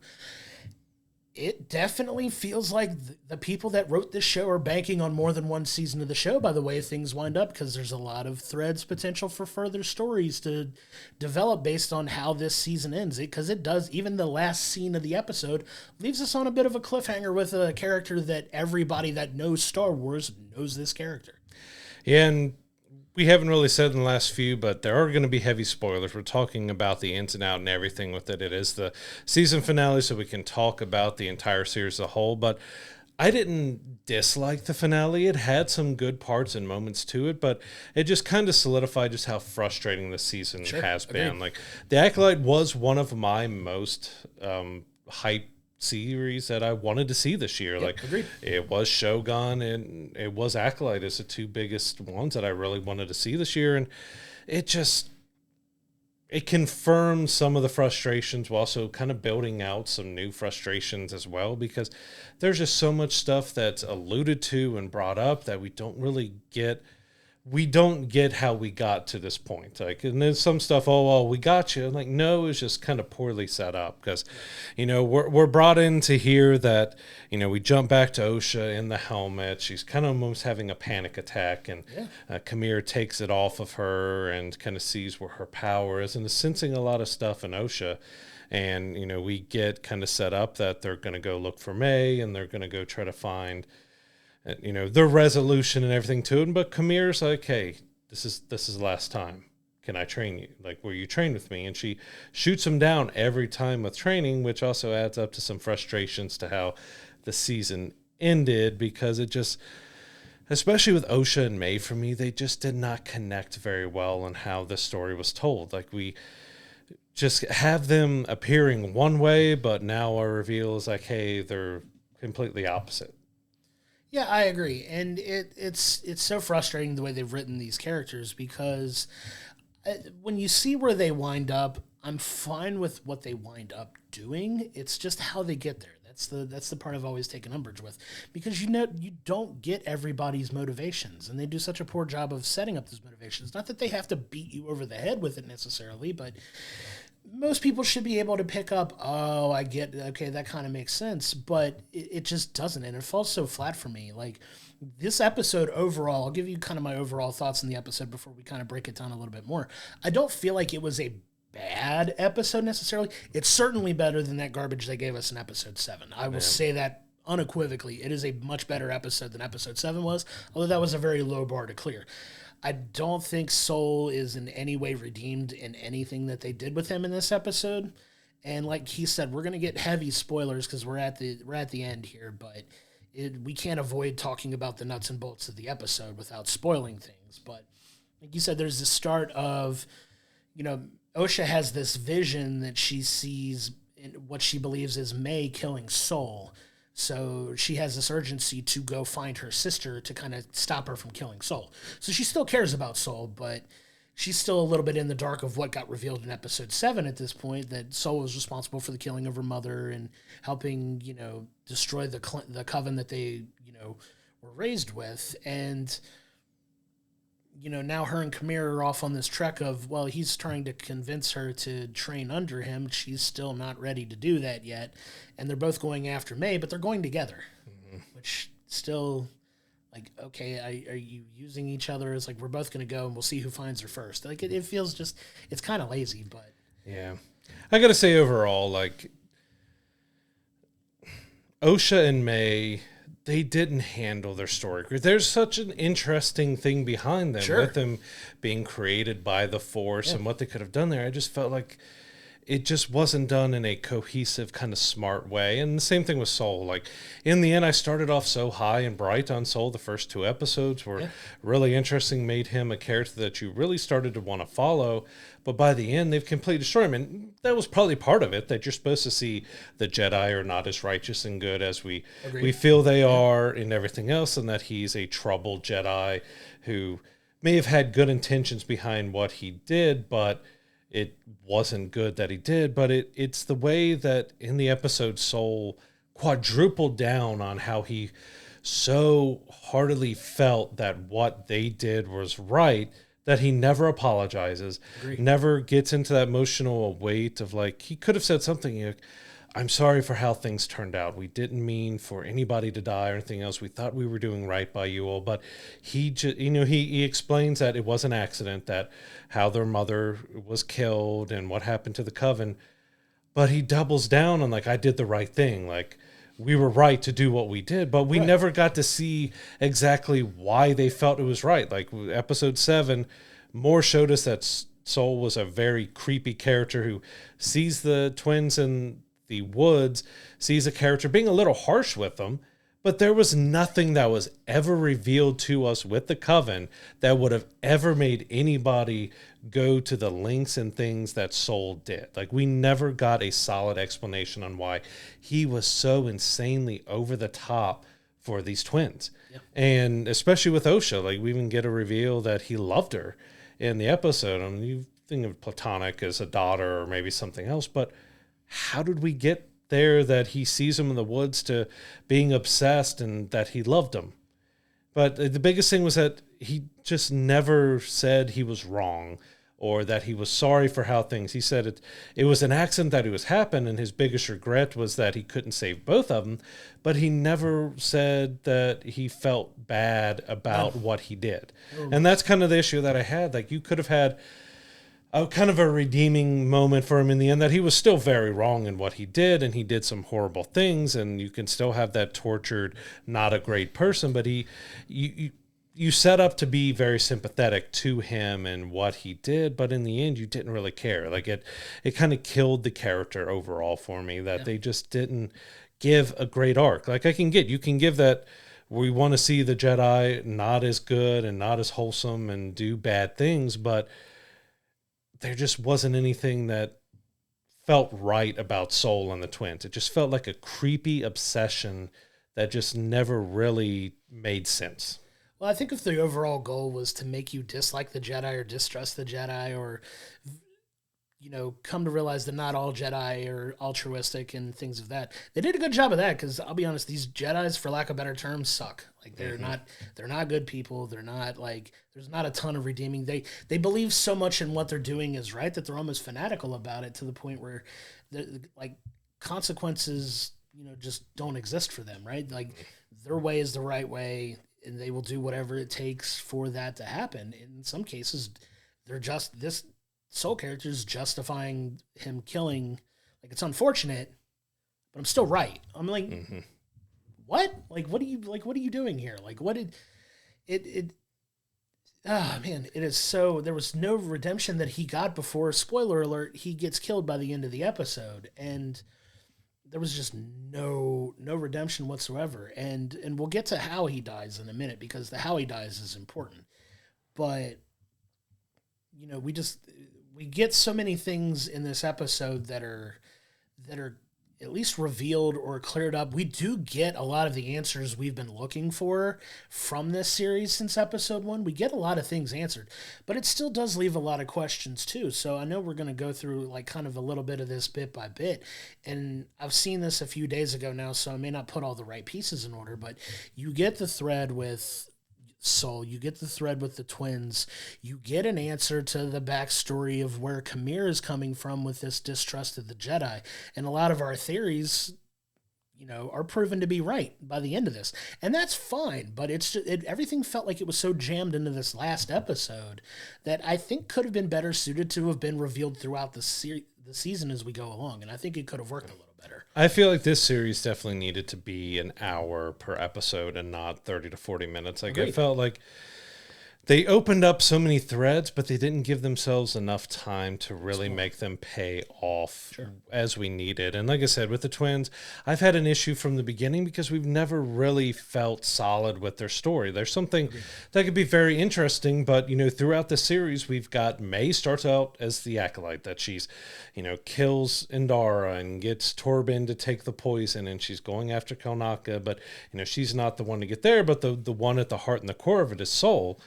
But she could never bring herself to kill Soul. She ends up, we finding out that she wanted to bring him to justice and everything else. But like, she's been back and forth of like, we're supposed to be looking at her as the evil twin, as the evil one and the dark one. And surprise, surprise, as this episode goes on, that changes. But we also got, like, they try to make so many callbacks and references to other Star Wars, which it's okay, but it's like, so May escapes from Soul and gives him like CN Hell Jedi, which is a throwback to Han Solo, and it's in Star Wars, but did it really work here? That also solidified how much she hates a Jedi and everything else, but she's had so many different opportunities to kill Soul, but she never did it. Maybe her motivation all along by killing other people and joining the dark side was to get Soul to admit and go under trial and stuff, but she says that, and then they go into the space chase, which felt kind of ridiculous because Soul's motivations are just so wildly unhinged. Like, he is such an unhinged character that she takes a ship and she's going through a very thin layer of rings around this planet and says, like, oh, he'll never come in here. Well, here he comes barreling down behind her through all the rocks and everything else, which doesn't seem, most Star Wars, if they run into something like that, well, it's doing damage to the shields and it's hurting the ship, but it didn't seem to hurt either of them going through this rock field, and he's just going full bore to the point where he's locking on to shoot her. And then we have Basil, whose only real part of this series as a whole is to be a dog, to chase things down and to kind of steer things in different directions, because he reaches in, rips some wires out, and stops Soul from shooting her. But again, it's just so, why was Soul so unhinged about this? Like, he says it's an accident to May that, her mother was killed and the coven was done, and that he, wish he could have saved her and all this stuff, and then he's ready to shoot her and kill her. So yeah, you really get like this up and down roller coaster of emotions and motivations from these characters, especially with Soul, because Soul has this unhealthy emotional attachment to them, which, if you know anything about the Jedi's teachings, is not something that you're supposed to have. You're supposed to, renounce all your emotional attachments and just kind of give into the Force and use the Force for the ways the Jedi want to use it. But we wind up making our way to Brendox. So you have Osha and Kamir looking for May on Brendock, who finally gets there, even though she's being pursued by Soul as well. And they all kind of convene on this planet that everything started with, right? So you're kind of coming full circle with these characters back on the planet where all of this started from. So you have them trying to hunt down May. Kamir obviously wants to, still take her under as an apprentice, you think. It's still kind of a little loose on the motivations, which they don't do a good job for there. Does he actually want to kill her? Does he want to train her still? Because it's been up and down with that. But then Osha's still trying to save her sister. But you get these confluence of people and circumstances together, and just like all hell breaks loose at this point. Yeah, and it's so odd so basically the rest of the episode takes place at the Coven's home and everything here, but it was just so weird that we get Kamir and Osha showing up, and the main door that is this the only entrance that they have to this gigantic place? Because of course the control panel's damaged. Well, she hacks into it to get in, but Kamir just is like, well, is this the only way to get in? And disappears. So did he smoke Monster away? Right. And how did he get in? But it's the same as when Soul and May get there. They have their own ways of getting in and getting through. And even when Vernestra and the Jedi Knights finally get in, she just uses the Force to open the door. So like everyone kind of has their own way that they're going to get into this place, which we even get May in two different ways showing us how she survived that fall. So at first we get her climbing up from that pit, and we don't get an answer right away. Like, why did she do that? Because didn't she, have another way, or since they grew up here, wouldn't they know different ways? Well, she goes in the way that she kind of survived, which we find out is an exhaust port tunnel, which is another throwback to Star Wars, which is as ludicrous as it was back then, of having Luke just falling down a pit. Oh, I'm going to fall over to the side into the exhaust port and survive. Well, she did the same thing. Like, we know it's a throwback to other Star Wars properties. It doesn't make it any less ridiculous that they continued that ridiculous thing, because I even feel like that was a ridiculous thing that they did in the originals and everything else. Like, oh, you're falling straight down the hole. Oh, no, you're going to coast enough and fall down just this little hole and survive because of it. But we kind of got those answers on how May survived, but it was a very Luke way that, she survived it all. But I will have to say the series overall had some pretty amazing action sequences. Like the fights were well choreographed. Sure. Yeah, they look great, and we do end up getting Soul and Kamir facing off. And it was really good. It was a great fight that ends up setting us up for the end. And so we get to see a few different moves, like especially with like Kamir throwing his lightsabers, and Soul getting kind of a great Force move where he just kind of waves his arm and uses a Force to stop his lightsabers. I thought the whole action sequence for that was great.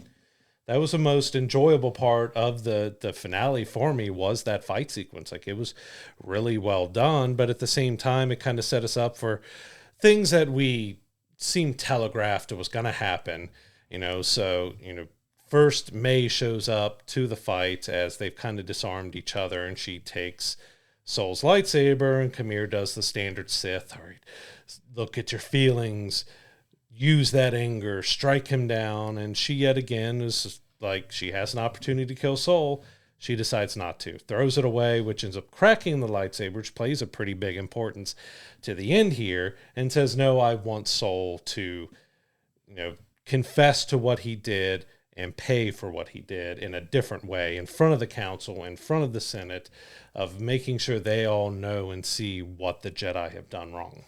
Yeah, agreed. And it's kind of a way of showing a real chink in the armor of the Jedi, who are just kind of seen as these benevolent, holier-than-thou type beings that they are. Not everybody feels that way, obviously, but I don't think you can be understated by the fact that by the end of that battle, Soul does get the better of Kamir, and Soul has the upper hand, and like he destroys, Kamir's saber and has him essentially beat in that fight. So that's not to be understated either. Like, and that's when, he goes to even consider like finishing Kamir, and that's when his lightsaber gets taken, and that whole sequence, winds up happening. But you wind up getting Osha entering the fray at that point, and you get this, like, I still think the twins want to save each other, but then you wind up getting the turn that we've kind of been seeing coming for the last several episodes, where it winds up being Osha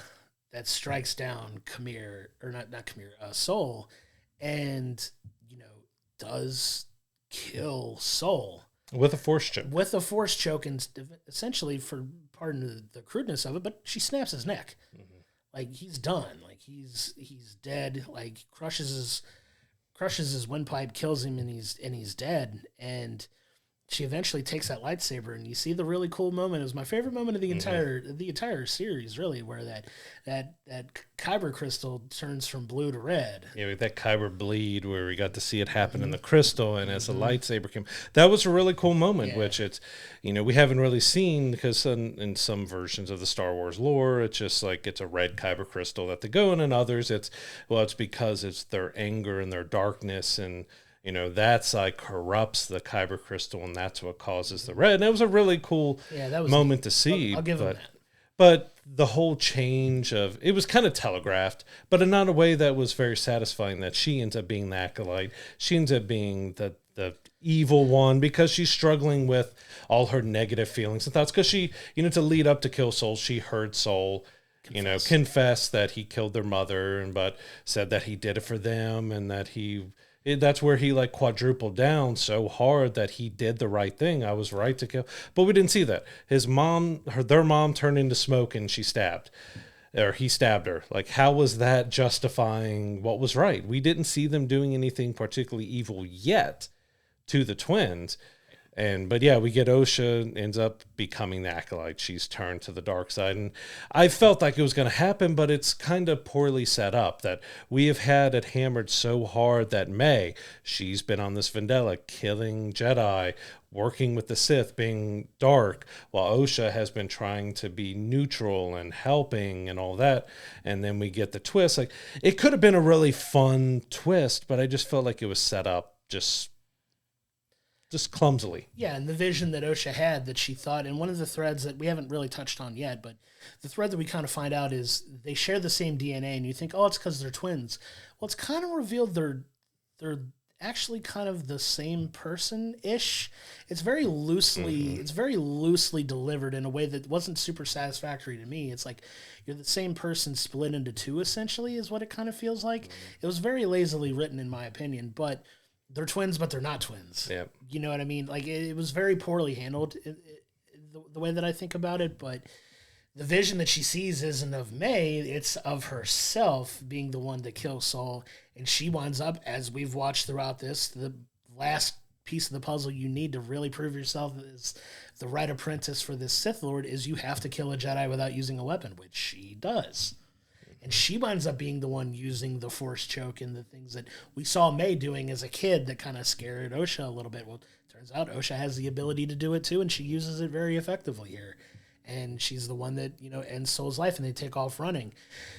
You get another thread in this episode with Vernestra that we haven't really had a ton of up to this point, but come to find out Soul has turned on his tracking beacon, and they know where they are, and they're on a race to get them, and she's going herself to, seal this deal.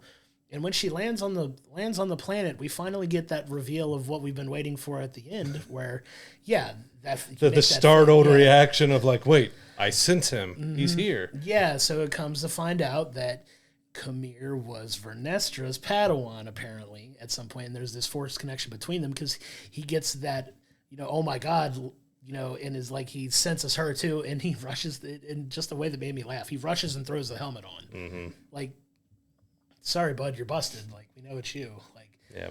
But you get this, what I think is a little bit of an interesting twist here at the end, where they discover, everybody kind of goes their own separate ways. The twins try to escape together. I keep calling them the twins, but for the sake of the story, I'm just going to call them Osha and May wind up running off together away and like trying to get away from everybody. They're like, we're making a clean break. We're going to help each other out here. And they wind up making their way back to the tree that we see in a lot of these flashbacks, that seems to be like the central like force entity on this planet. Yeah, right? It feels like that's where the Vergence is, and that's where it's happened. That tree is very connected to the twins. Correct. And everything else. Like, that's the Vergence that they've been looking for. Yeah, and they make their way there, and they're ultimately like, you have both Khmer and the Jedi chasing after them, right? So Khmer finds them first, and he offers Osha again a chance to come And, I think he offers them both. But I think Osha wants May to get away. And Osha offers to train with him as long as May can leave. That's the ultimatum that she gives him. And then Khmer offers to wipe the mind of May to where she forgets any of this ever happened, which is kind of a weird twist because you deal a little bit with the whole, everybody does the thing when they talk about these aren't the droids you're looking for, kind of like the mind control a little bit, but you see just the intent that power could be used for to completely erase somebody's mind. And this is the first time we really see that being offered. And they kind of agree to it, which is a little concerning. I had a lot of problems with that sequence at the tree because, as we said, they all kind of go their separate ways. So Osha and May, May ends up taking and showing Osha how she escaped because they climb down and go through the tunnel, which if it's an exhaust port or something that's like that, it's got arrows that are pointing the way out with motion sensors that go through. Right. But they go to the tree and they're just kind of waiting there. And, of course, Khmer finds them and is talking to him about, I will train you, Osha, and you come with me. And she just very quickly, early in the episode, he asked her, this is a final time. Will you train with me? She says, no, that's not what I'm interested. That's not what I want to do. Because we did kind of get, in which we didn't talk about, is that, Osha and May end up in their room together and talking about stuff. And that's where, May is telling Osha that the Jedi, soul lied to you. And, Osha kind of reveals, which is setting up her turn of that, the reason why she failed as a Jedi was because she could not control and contain her negative feelings towards, May and everything that happened there, but it turns out it should have been its soul, and that's why she ends up killing him. But we get to the tree, and she's just instantly, okay, I'll train with you if you let my sister go. But it's the Jedi are on. You have Khmer here, and Khmer has been trying to get May to be the Acolyte. Now he's turned his attention to Osha, but couldn't have Osha ran away May ran away a different direction while Osha and Khmer was something else? Because the Jedi weren't that close on them because there was a long sequence of them talking and everything. It just kind of felt instantly, okay, I'll train with you. Let my sister go if you wipe her memory and stuff. But it was just so weird because, again, this is the problem I've had with the twins, with the girls all the way through this, is because they change on a dime. All of this could have been very intriguing and interesting if it was just not as clumsy as it is, because they just turn at a second between light and dark and yes and no, and then it changes too much. And then we get, as they're hugging and Khmer's about to wipe the memory, they have a saying that they've said to each other because they know that they are two that's always one, and they kind of someone a big reveal from Soul was supposed to be telling them that, hey, you're actually one person who's been split into two. Well, then the twins kind of say a saying that kind of confirms that, well, we know that we're two people as one. And it was just, what? Yeah, it was definitely a weird way that they handled it. Like you said, it was so flimsily written that it hurt my brain at times because you're just the opportunities are there to, I think, tell the same story in a way that is a little bit more cohesive, in a way that makes sense, right? So we get to the end of this episode here. The Jedi, I think the fear was that they knew the Jedi were going to find May and they were going to use May to find Osha. And if I take a 30,000 foot view of this whole thing, it's they know that they're going to find May. If they use their, whatever powers that are at their disposal to get May to tell them where Osha and Khmer went, then they're just stuck in this endless loop of being constantly hunted by Jedi and everything like that. So maybe the point of wiping her memory was to benefit both of them, and she's just kind of sacrificing everything for her sister, which is fine, but it's just how they got there that I have the issue with, right? So just kind of taking a little bit of a step back and looking at it from there, I kind of get what they're doing as far as that goes, but it's not so much the why, it's the how it brings up more of an issue. Big issue for me, because we're seeing that these twins are very strong in the Force. They're created by a Force version. So there's, as we potentially setting up down the line, one of the strongest Force users that we've ever had with Anakin and Darth Vader was created via Force versions. So May and Osha both should be very strong with the Force. That's kind of what we've seen all the way through. So how could Khmer that easily, because a big part in the Star Wars lore is that if you're very strong of mind and strong in the Force, that the Force, things of the Force can't really affect you, that you can resist and stuff. And maybe it's because she wasn't resisting, but it's like, how could he so easily erase her memory if she is so strong within the Force? And it also brings up, like, yeah, you could wipe her memory of both of them, but the Jedi know, and everybody else knows. So we get a scene where May has been taken back and Venestra is questioning her and telling her about her sister, but she's oblivious to it. Like, okay, like everyone else knows she has a sister. It doesn't stop stuff, but it stops her from being able to maybe know. But did she even know in the first place where they would go? She had no idea where Kamir's planet is that he stayed on. Like, she has no knowledge of where they would go. So what could they have possibly used, unless maybe because we didn't see it, that May did know and has been to the planet? Because I guess we have somewhat seen that May is on that planet. Now that I think about it, trying to go through all, she's been on that same planet.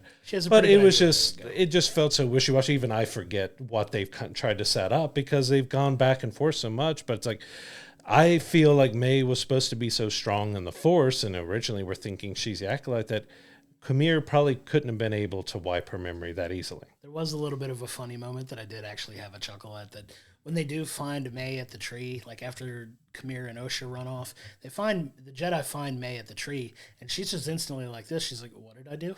Mm-hmm. Why are we running? It was a little bit of a funny moment. It's just like, okay, she had her mind wiped, but she doesn't know why these people are aggressively after her necessarily. But it did make me laugh a little bit. But you get to the end here, and you get Vernestra, like you said, in interrogating May, trying to figure out what they can pull from her.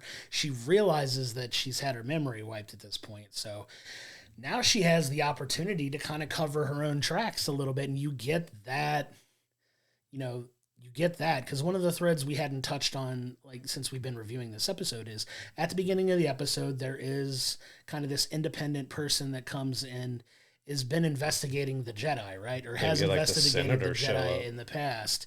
And, he's starting to launch this investigation into the Jedi. Well, Vernestra takes this as an opportunity to kind of throw it all on Sol and make Sol like this lone independent wolf who went rogue and kind of acted on his own accord, and like, this is all him, but he's dead now, so it's very convenient to just pin it on him and wham bam, thank you man, we're done, and it is what it is, and it's just him. And it's this kind of pounds home the Jedi aren't as altruistic as you think they are, because Vernestra is a very high-ranking member of the Jedi Council, and she's willing to cover up the misdeeds of somebody she was close to kind of help the Jedi save face a little bit, which is not a very good thing for people to do to begin with. But she's kind of just making Sol this patsy that, like, okay, it's all on him.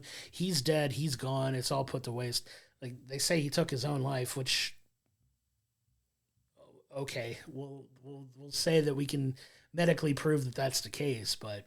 Well, she, in a very Luke Skywalker, Darth Vader, Return of the Jedi, burns his body out at River. So, like, there's so many throwbacks of the movies, which it's fine, but it just doesn't make a whole lot of sense. So, like, we are, overall, this series is painting the Jedi as not being as good as we think they are and everything, but we've got really no Jedi who was really good, other than we got Jecki that everyone liked, but she was killed off pretty quickly in just...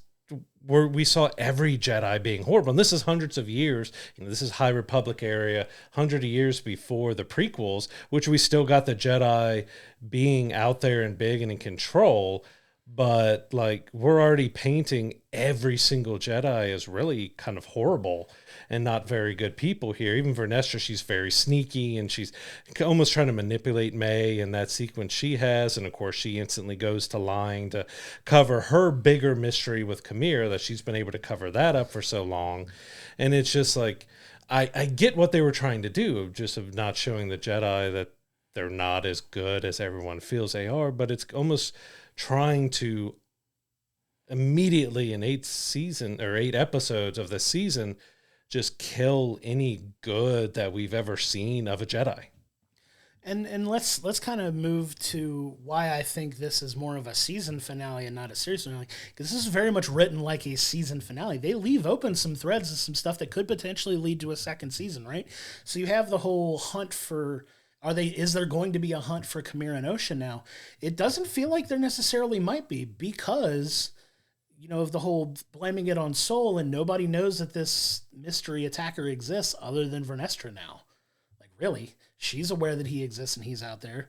But does that mean everybody's going to stop looking for Osha at this point? Is the hunt going to move to Osha and they don't know about this person? And so there kind of leaves open some of these threads that could potentially lead into a second season. We get a reveal of an introduction to a very much talked about character in Star Wars lore that has been alluded to in the past, that finally makes a little bit of a physical appearance in, and I'm going to say it, Darth Plagueis. You see this entity that is supposedly Darth Plagueis that we've been talking about for however long in Star Wars lore now. It was alluded to in the last trilogy as well. And you see that character. That's not something they're just going to throw at a season finale just to be like, oh, he's around. Like, that leads me to think there's going to be more that's potentially explored if they anticipate getting a second season of this, which I don't know if there's ultimately going to be, but the way they wrote it certainly feels like they're confident that it's going to happen. Oh, absolutely. Yeah, Darth Plagueis is a very huge part of, that's what he does. Everything else can end up leading to what the Virgins and everything that creates Anakin, and can give us some deeper lore between all of our Sith and everything. And it was interesting. We just got a little peek out of a cave and stuff for him, but yeah, they're definitely setting up for season 2, and they say it ends in a way that they're ending season 1. If it ended there, it's its own self-contained. It really isn't. There's still a lot of, we got none of the mystery really behind Vernestra and what happened with Khmer and all that. Like, none of that was really touched on, other than recognizing that, yeah, that's her apprentice that's gone rogue. And there was also some more that, are they setting up a romance between Khmer and Osha? Because we end with them holding lightsaber in hand. And then I've heard there was a scene that was cut from the finale where they actually kissed. So it's kind of that same controversy that we had with the sequels, and where Kylo Ren and Rey kiss at the end of that movie. Like, where does this come from?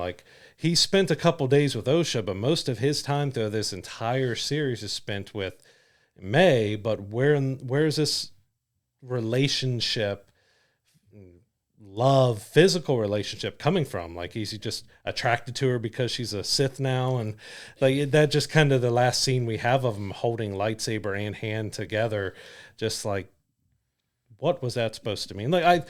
I thought Manny was probably the biggest bright point of this series. He was fantastic as Khmer. He played it so well. His action sequences were so great. He looked great in his outfit. And what they did with him was solid overall, other than this kind of little bit of a relationship thing that they tied in, which, of course, that just them tossing a little extra thread for the next season of, is there actually some sort of relationship that's going to build there? And what does that mean? Is that setting up for something big of having a Sith child that grows up to be someone else that we really know, who may be attached to Darth Plagueis? But it also brings up questions with Plagueis, because I think in this timeline, he's only supposed to be 15, 20 years old, somewhere in there. So that didn't really look like a 15 to 20-year-old Darth Plagueis in that. So it just, in the end, I just had so many more questions that, again, maybe that's great. Then we can get answers in season 2. And I'm not wanting a season 2. This season as a whole overall was clumsy. It just did not tell its story very well. It has a very intriguing, interesting story. What they laid out and what they have and stuff that went there was interesting. It just was not done very well. The writing was a bit rough. It was very clumsy. Things just didn't make sense. And there's some that you just went, especially Soul. He just became such a character that you almost hated. And again, I get that is probably part of the reason, but you could have done something a little more interesting with him to have some sort of redemption, that even he was a flawed Jedi, but you didn't really get much good out of him, because he doubled and quadrupled down on this obsession he had with kids. And that just doesn't sit well with me, with how his character kind of got destroyed at the end. And it's just clumsy writing throughout this whole series that ended up causing that to happen. I agree. And to put an exclamation point on this, even so much as to why I feel like there could be a second season. They literally end the season in the last shot of the season where Vernestra has made her pitch to the council for this review or whatever, or whoever's reviewing this situation. And then she goes and seeks the counsel of somebody higher on the Jedi Council than her, and all you see is a camera pan down to the back head of a shot of Yoda. Like, Yoda. Like, why would they put that in there if they're not going to follow up on that? Like, okay, is this like a little tiny thread that they're going to explore? Is Yoda going to appear in Acolyte Season 2 now? Like, are they going to, if it gets made? Like, that's not something you just do for the sake of it. That there's intent there, right? So, like, she's going to seek the counsel of Yoda. Obviously, everybody that knows Star Wars knows Yoda. So that's like, why would they put that in there if they weren't anticipating doing something moving forward? But could this also cause harm to Yoda's overall character? Because we have a giant controversy going on where multiple Jedi have done multiple wrong things. They're all hiding it and covering up. How much is Vernestra telling Yoda of the truth? And you think he'd be someone that would seek the truth. And of course, there's some stuff we seemingly see Yoda cover up in the prequels and stuff. But if this is 100 years before that, like, how much stuff has Yoda been covering up too? So does that hurt, potential Yoda's legacy, that maybe he wasn't as good as everyone thought he was as too? It's like, it opens up, like, I love seeing Yoda again. It was a puppet, or at least it looked like a puppet and not being all CGI as we got with the, prequels and the second set of prequels and stuff with them. But it just opens up a whole nother can of worms that I feel like is going to be very clumsily done. Like, I'm not trying to hate on the writers or anything else. It just, in the end, that's exactly what I felt like. This story could have been really solid, really well told, but majority of things that happened in these 8 episodes was very clumsy. Yeah, I couldn't have said it any better myself. And I think that's a good way to kind of put an exclamation point on this season, is just a very mixed bag. We got some good. Like I said, in my opinion, I've given praise where it's due for the show. It's got the single greatest death scene in Star Wars, in my opinion, in that, that episode where they have the fight with Khmer on the planet and he does the double kill on the saber. It was just incredible. And it was an amazing moment. And that episode in a vacuum was fantastic, in my opinion. But there was so much up and down, and I think that's kind of where we look at the season overall as a whole, is it's such an up and down. Like, they hit some really good points, but the lows are just as good or just as low as any good that they gave us, in my opinion. And that's really unfortunate, because, the running joke is nobody hates Star Wars more than Star Wars fans. And I don't want to say that I hate it, but there was a lot that they did that left a lot to be desired in the execution of the story that they were trying to tell, right? So, in my opinion, overall, it was more of a miss than a hit. If I were to put it that way. I still think if you like Star Wars, it's worth giving it a watch. Like, it really is. If you've been on the fence, like, this is just our opinion on it. You may watch it and wind up being very happy with how things go, and if they are, good for you. Like, it's all good. But there were so many things that I felt like, in my opinion, as just a way of telling stories that just didn't sit that right with me, that I think they could have done a lot better. And that's unfortunate, because the premise alone, like we've said numerous times now, the premise is cool. Like, it's a really good premise. And you see in some cases what I feel like they were trying to do, that they were hitting on, but the follow-up or the execution of what comes after it or before it a little bit was leaving a lot to be desired. And that's where my frustration with the show has gone, because it's been like, okay, this was pretty good. And then we take a step back. It's like a step forward and a step back constantly. And instead of it just like continuously getting better and better to reach this ultimate climax. And that's what we want out of the stories, right? I'm okay with a slow start and a slow build if we get to that end point and it's like, yes, the journey was worth it. And this one, it just kind of feels like just such a mixed bag that I wish it would have gone better than it did. Yeah, like you could have mystery and you can have hidden things revealed as long as, those threads come together and they close. But in this one, we have so many threads that just go in different angles and then they somehow wrap back around to get back to some point. Like, a lot of it just didn't make sense. Like, it felt like something where they felt like they were being a lot more clever than they actually were, and their execution was just clumsy. Agreed. Of capitalizing on those points. Like I said, the first 2 I really enjoyed. It got me hooked. I wanted to see. 3 took me out of it, and they just had trouble coming back from that. Like, 1 and 2 started pretty high. 3 took us down, and then it was little hills, and then like 5 took us up a little bit, back down, 7 took us really far down, and then 8 was just a slight bump up, just where if it had better execution, this could have been a really good story overall. And again, I feel like it hurt it that they weren't hour-long episodes that allowed that mystery and all that they were trying to set up to breathe a little bit more. I also think they waited just way too long between 8-episode season, 3 and 7 being your big flashbacks. Like there's just between those wasn't enough to kind of keep our interest. Like you set up this big reveal in 3 of what the Jedi potentially did at this coven, but you waited so long to give that payoff that at that point you almost didn't care about it. And then when it happened, it's like, all right, none of this makes sense. None of it ties to the motivations that May should have had. We still didn't get any connection of how Kamir and May met up. Like we know May made it to the tree afterwards, and that's all we really know of where she was. So when did she leave the tree? Who found her? Did Kamir end up on the planet just like the Jedi were? Like there's so much mystery that just wasn't settled. Like we had some setup with characters that just never went anywhere.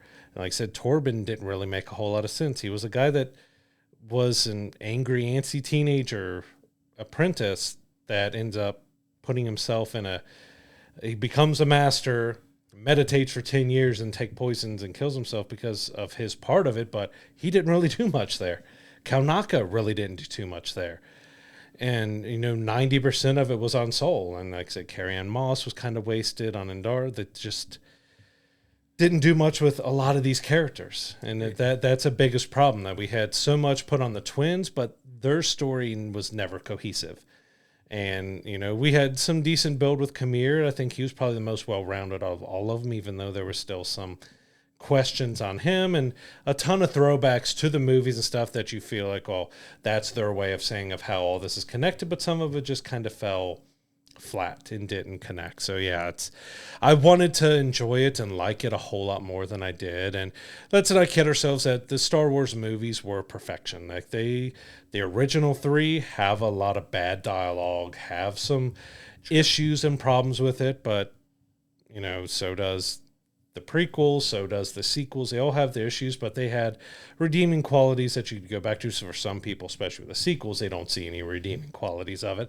They all have their problems and issues, but with the Acolyte, I just couldn't get past the problems and issues that I saw with the series. And yeah, we don't really give ratings on anything, but if I had to rate it at all, it would probably be around a 4 out of a 10. Like it had some good moments, but it just failed on execution on so many levels that could have made this series be one of the best things that Star Wars has put out, but instead the execution was just sloppy and clumsy.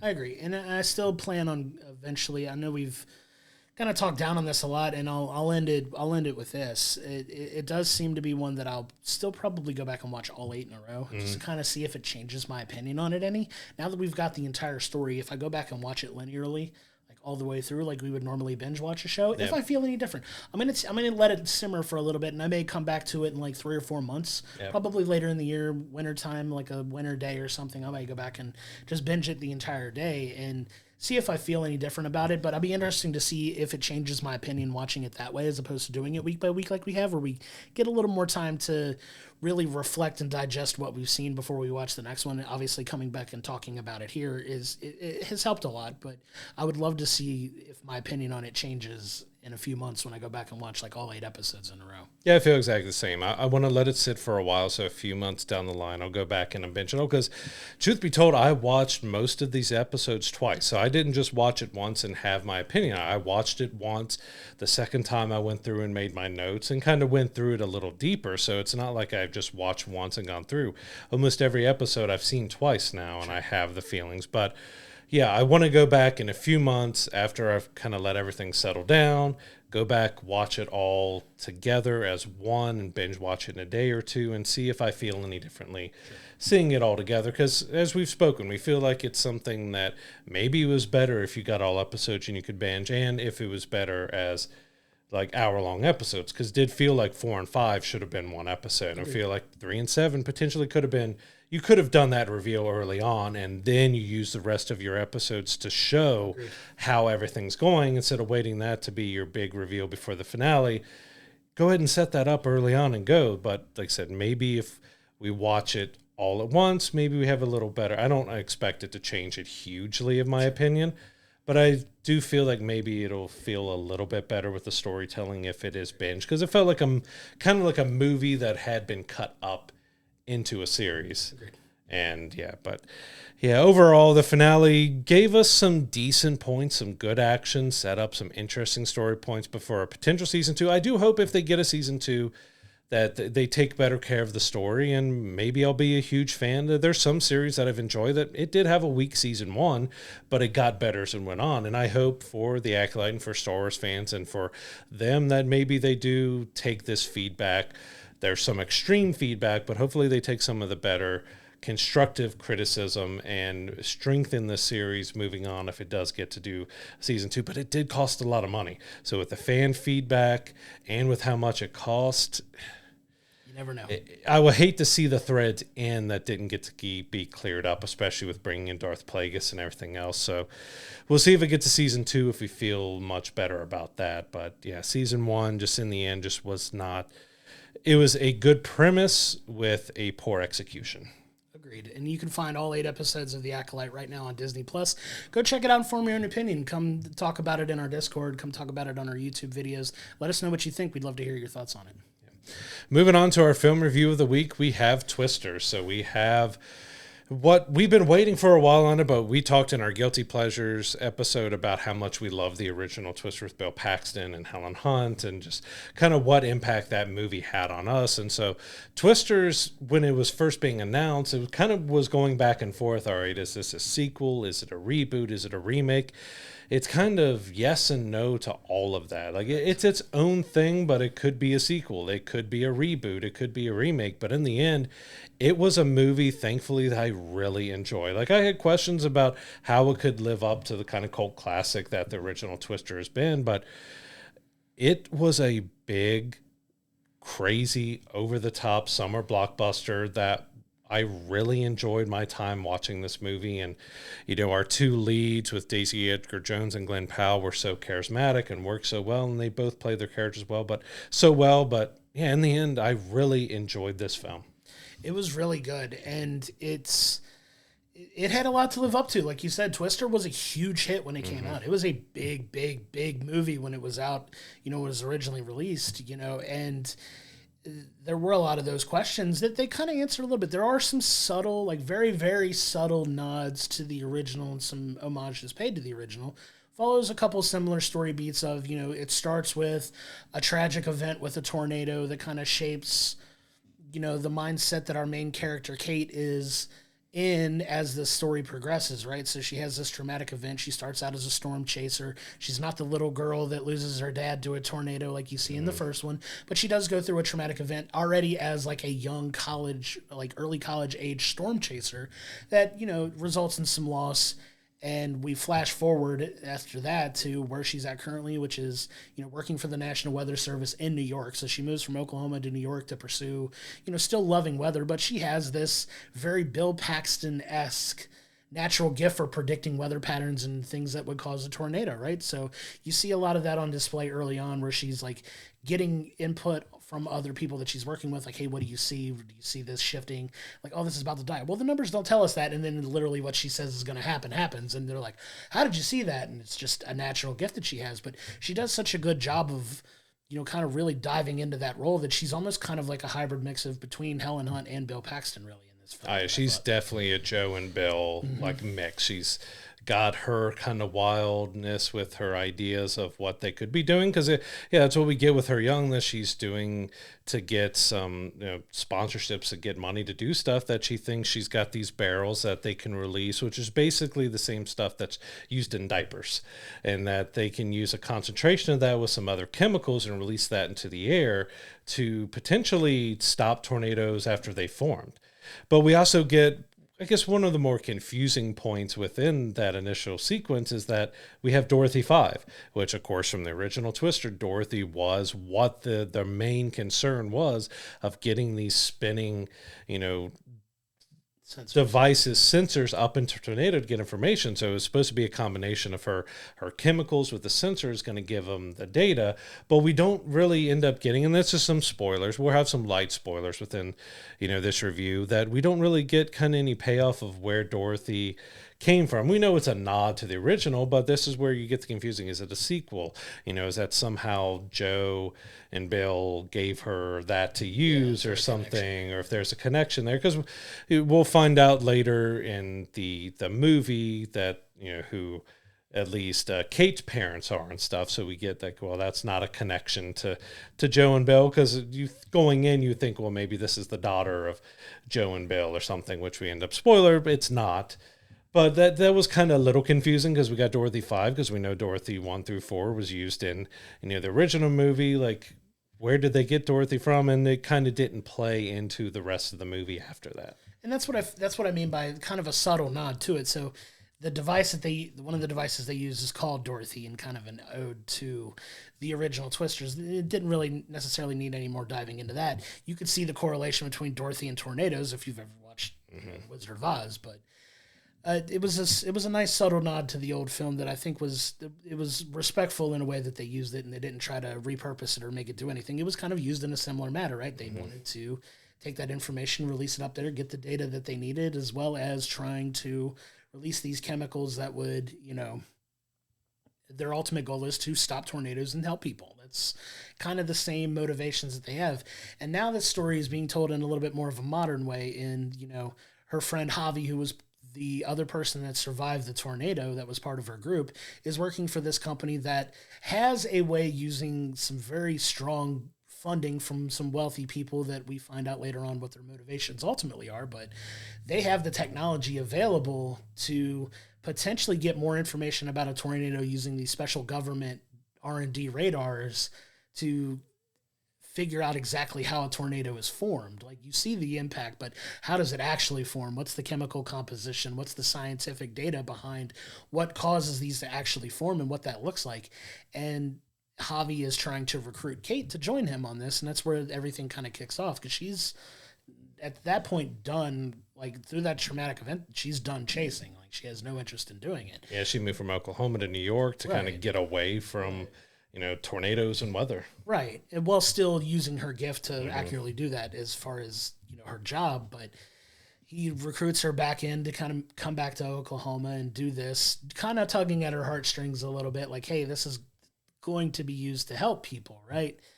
Although they don't necessarily have the best of intentions behind wanting to do this, but there's more on that in the film that we won't spoil. But, they eventually run into this group of YouTube storm chasers that's led by Glen Powell, who plays Tyler, the star of the channel, who's also, as you find out in the movie, very very gifted in weather predicting as well. Maybe not as good as Kate, but he knows his stuff too. But he's very charismatic, and he has this YouTube channel with a huge following that there's a lot of fun hijinks that gets played into that, where they're also chasing these storms, but they're just doing it for the content. So they're doing it, one of my favorite parts of the entire movie is one of the first chase scenes that you see with them. They find this tornado, anchor the truck down, and they shoot rockets in it. And it's literally, filming a video like, hey, can you shoot a rocket into a tornado? The answer is yes. Yeah, it's fun because it's playing off of kind of what YouTubers and stuff are, of the craziness that they've done. But you also got a mix with Tyler's crew that it's Dr. Jonas, which is Carrie Ellis's character from the original Twister. It's a bit him and them, that they're the rival group that seem to have bad intentions, but it's also a big mix of Bill and Joe's team, of Dusty and that whole crew. So it's kind of merged those two entities together, because we do get some evolution to Tyler and the relationship, but how you perceive them, because at first you just see him as a loud, doesn't care about anything, they're just there to make a buck and make videos. But we do get a good evolution. Like, yeah, Glen Powell is so charismatic, and he plays so well, of going from that over-the-top crazy guy to actually having some decent depth to his character, that we see a good turn in him about halfway through the movie and see what he really kind of truly cares about, while also still being kind of silly and crazy, which there was good and bad to that, to where he kind of at one point just abandons his team for her, and we don't really come back to them. We get a kind of a payoff, like, I'm sorry for abandoning you, but it was just like an instant cut, like, all right, I'm over here with her for now. But past that little bit of sequence there, we've got some good building of his character, and with Kate's character, we get that she's kind of very scared and nervous after, seeing her boyfriend and her friends, go up against an EF5 and what happened to them there. And she's very hesitant and scared about going back out there because she gave him a week. Like, I'll give you a week, I'll help you do it. But she ends up getting scared and kind of pulling off. And, she gets a decent amount of development from that she kind of grows to even up to a finale of the movie, of where she's shown that kind of evolution where she's going. But yeah, Daisy was really great as Kate, which maybe had her name said a little too many times. It was like, oh, this is Kate. Have you met Kate? Kate, where are you at? Kate, where are we going? Kate. A lot of Kates in there, but it was a lot of fun. And even like I said, with Glen Powell's Tyler, had mixes of Carrie Ellis's Dr. Jonas Miller. We have Superman, our new Superman, David Cornsweet, is in there as Scott, as kind of the right-hand man of Javi. He definitely gets more of the traits of Dr. Jonas than kind of Tyler. So Tyler gets some of it, but most of it goes to the other side. So we kind of got both groups have their Joe and Bills and Dusties, while also having their bad group upon it. But I thought they all did like really well. There's no one who really felt out of place. I would say with this one, with Twisters, had great parallels to the original Twister. It did a lot of things paying kind of homage to the original while doing its own thing. Like I would consider it a companion movie. Like, as I mentioned, everyone was trying to figure out, is this a sequel? Is this a reboot? Is this a remake? Where does it exactly fit? And to me, it's a companion. It could be in the same universe. It could be in its own universe. It's just kind of, it's not better than the original, but it is a great, fun summer blockbuster movie that everyone did really well in. It gives you enough parallels of nostalgia and throwback to the original while doing its own thing. But it was so much fun to watch, even though it did go really over the top with like the fire, NATO, and everything else. But it had a lot of emotion behind it, just as the original did. The original dealing with the divorce needing to be signed and them trying to, go through and get this data because it's kind of their last possible chance to get this done. And, this more is not about divorce, but it's about, her, what happened to her as a kid and how that's affected her as she's gone on. And so that's why I said it's got great parallels. It's not a solid retelling of the story, but it does enough of going over into Twister, but staying in its own lane. Agreed. And I really enjoyed it as well. It was a lot of fun, and the character work and the way the characters were written was really well done. But it also does a really good job of really showing just how dangerous tornadoes are, right? So it pays enough respect to these tornadoes that you see it more so in this one than you do in the original, the devastating aftermath of the tornadoes and what people have to go through, right? So it presents them, I think, in a smarter way that makes them feel more dangerous in a practical sense, right? So obviously the big tornado in Twisters was the huge, EF5 that kind of is predominant through the back half of that first film. Well, you get the EF5 in the beginning of the film, and then you get just as big of one, like in other like larger tornadoes, like throughout the rest of the second film. Like there's the big thing about this movie is there's this huge outbreak of multiple tornadoes now, and you get several different kinds. And I think it does it in a good way that practically shows, just how dangerous these things are and the effects that it has on the communities that it impacts, because that's kind of more of the heart of the film. Is you find out that one group is using, this information to kind of have financial gains, but it's not the group that you think it is, right? Yes, this one group does make a little bit of money, but you find out they're more interested in actually using that to help people. And that's where you get a little bit of the shift in the film. And there's a lot of heart involved in that too, but the way it was written is so smart, so much character, smart writing for characters. I know we just spent a lot of time like doing the opposite for the Acolyte, but coming in for Twisters, like these characters are written in such a smart way that, you see clearly defined motivations for everybody, and you get that smart character development throughout this film that it keeps a lot of that heart. It was funny. It was heartfelt. It had a lot of good it's a lot of things you want in your stereotypical blockbuster films. Like, this is it. This is a very well done movie that deserves to be, one of the higher grossing films of the year, in my opinion. And so many people should go and see it. I know it's going up against an absolute juggernaut next week that may impact it some, but it was really well done, and I really, really enjoyed this movie. Yeah, and like I said, with all the parallels and stuff, like we had twin tornadoes in Twister, and we get a different version of that here. You had the movie theater scene in the original, we got the rodeo and that. So they do enough to like say, all right, we're very similar to the original Twisters, but we're doing it in our own unique way. While, the movie theater scene, the drive-in scene for the original was such a huge scene for it, this had a huge impact as well, where they went even deeper about how dangerous and strong their tornadoes are, with people not listening. Of course, more commentary on people nowadays, like, oh, I don't care, I'm going to go do whatever I want, when you have actual people like, hey, we know what we're doing, you should listen to us. Oh no, I'm just going to go off and do whatever I want. But yeah, it was well acted. Visual effects looked rather solid most of the time. There's a few times that it looked a little off, and like I said, the fire NATO, while cool, it was also one of those just absurd, kind of over the top. But overall, it did really good. Especially, it even touched in some aspects that we didn't fully get with the original Twisters, about rain-wrapped tornadoes, of tornadoes you can't really see.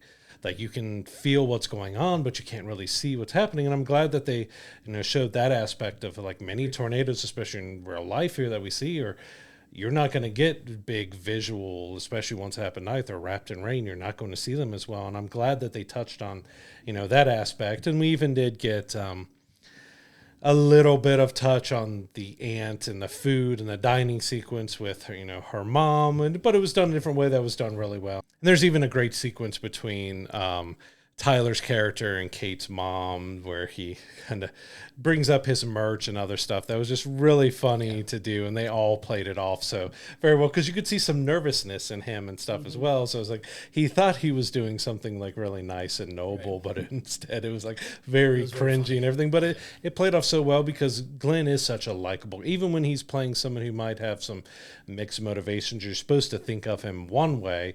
He's got that charisma and ability to really show it off in a different way as well, to get you to kind of think he's insane, but at the same time you get to the heart of him and his character, and like they just, everyone did such a great job. But it's one that we've also talked about a lot, about going back and visiting, going to the well of stuff. Like, did we need to go back and revisit Twister, because it's such a cult classic? It was done so well, so enjoyable. It had its problems and faults and stuff too, and like I said, trying to match, you have a Dusty type character in here, which he does his own thing really well, and he's very Dusty-like, but he doesn't match up to what Philip Seymour Hoffman did. But, he does that character in his own way very well and stuff. But in the end, I feel like this was well worth revisiting. Like, it's not going to replace the original Twister. As I said, it's a very good companion. Sure. You don't have to dislike one because of the other. I enjoy both of them for different reasons, for the same reasons in some ways, but it was kind of, in the end, great that they did do this, because it was one that I felt like I was back how I felt when I watched the original Twister. And that's a great thing to have. Like, you have movies and events and things that impact you in certain ways. I know in our Guilty Pleasure episode, you talked about the connection with your dad and seeing Twister. I felt kind of how I was back then, and it just made the experience even more enjoyable. Yeah, make no mistake, this film does stand alone on its own as a good movie.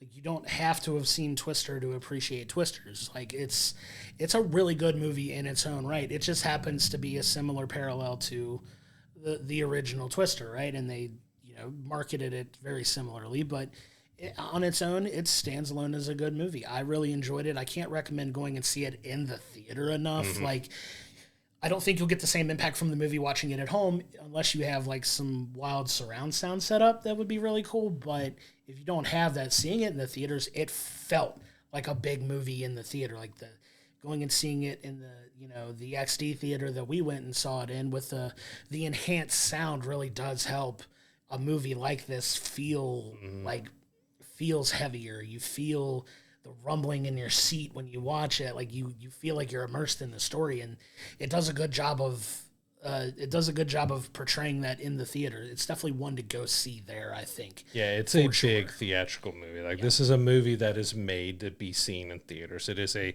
huge, big summer blockbuster disaster film that, the big screen, the big sound, all of it really needs to be had in a theater setting. And we even had a chance for thunderstorms where our screening was going on. So I kind of jokingly beforehand, like, oh, we could have the roof ripped off. And we're like, oh man, this is immersive. Like it wouldn't really even get us like, oh, we're just in this movie. Like, wow, like we're going 5DX now.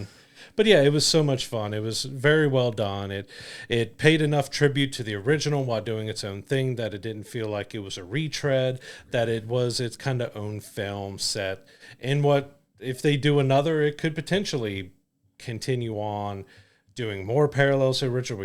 Maybe we could see Joe pop back up or something with Helen Hunt or something, or they could keep it being its own thing. Like they kind of left it open where it is its own thing, but it could be connected to the original, but it could also not be. Like they kind of left it open enough that they could kind of do whatever they want to it from here, that it's kind of left open that you can make that case that, okay, yeah, it is a sequel to Twister, or no, it's its own thing. It's kind of a reboot remake, but it's its own thing. But sure, it's well worth going to the theaters to check out on the big screen, the sound, the visuals. Like probably be one that'd be really great to see in IMAX as well. Like our IMAX around here, it's a little bit older, so it's not the same experience. I know a friend and coworker down in Florida, she has a 7-story, a huge IMAX down there to see it in, and I figured on that thing is probably going to be pretty incredible. I wish we could go see this at our OmniMax at the Cincinnati Museum Center and have the big dome all around us to see Twister, because I have seen,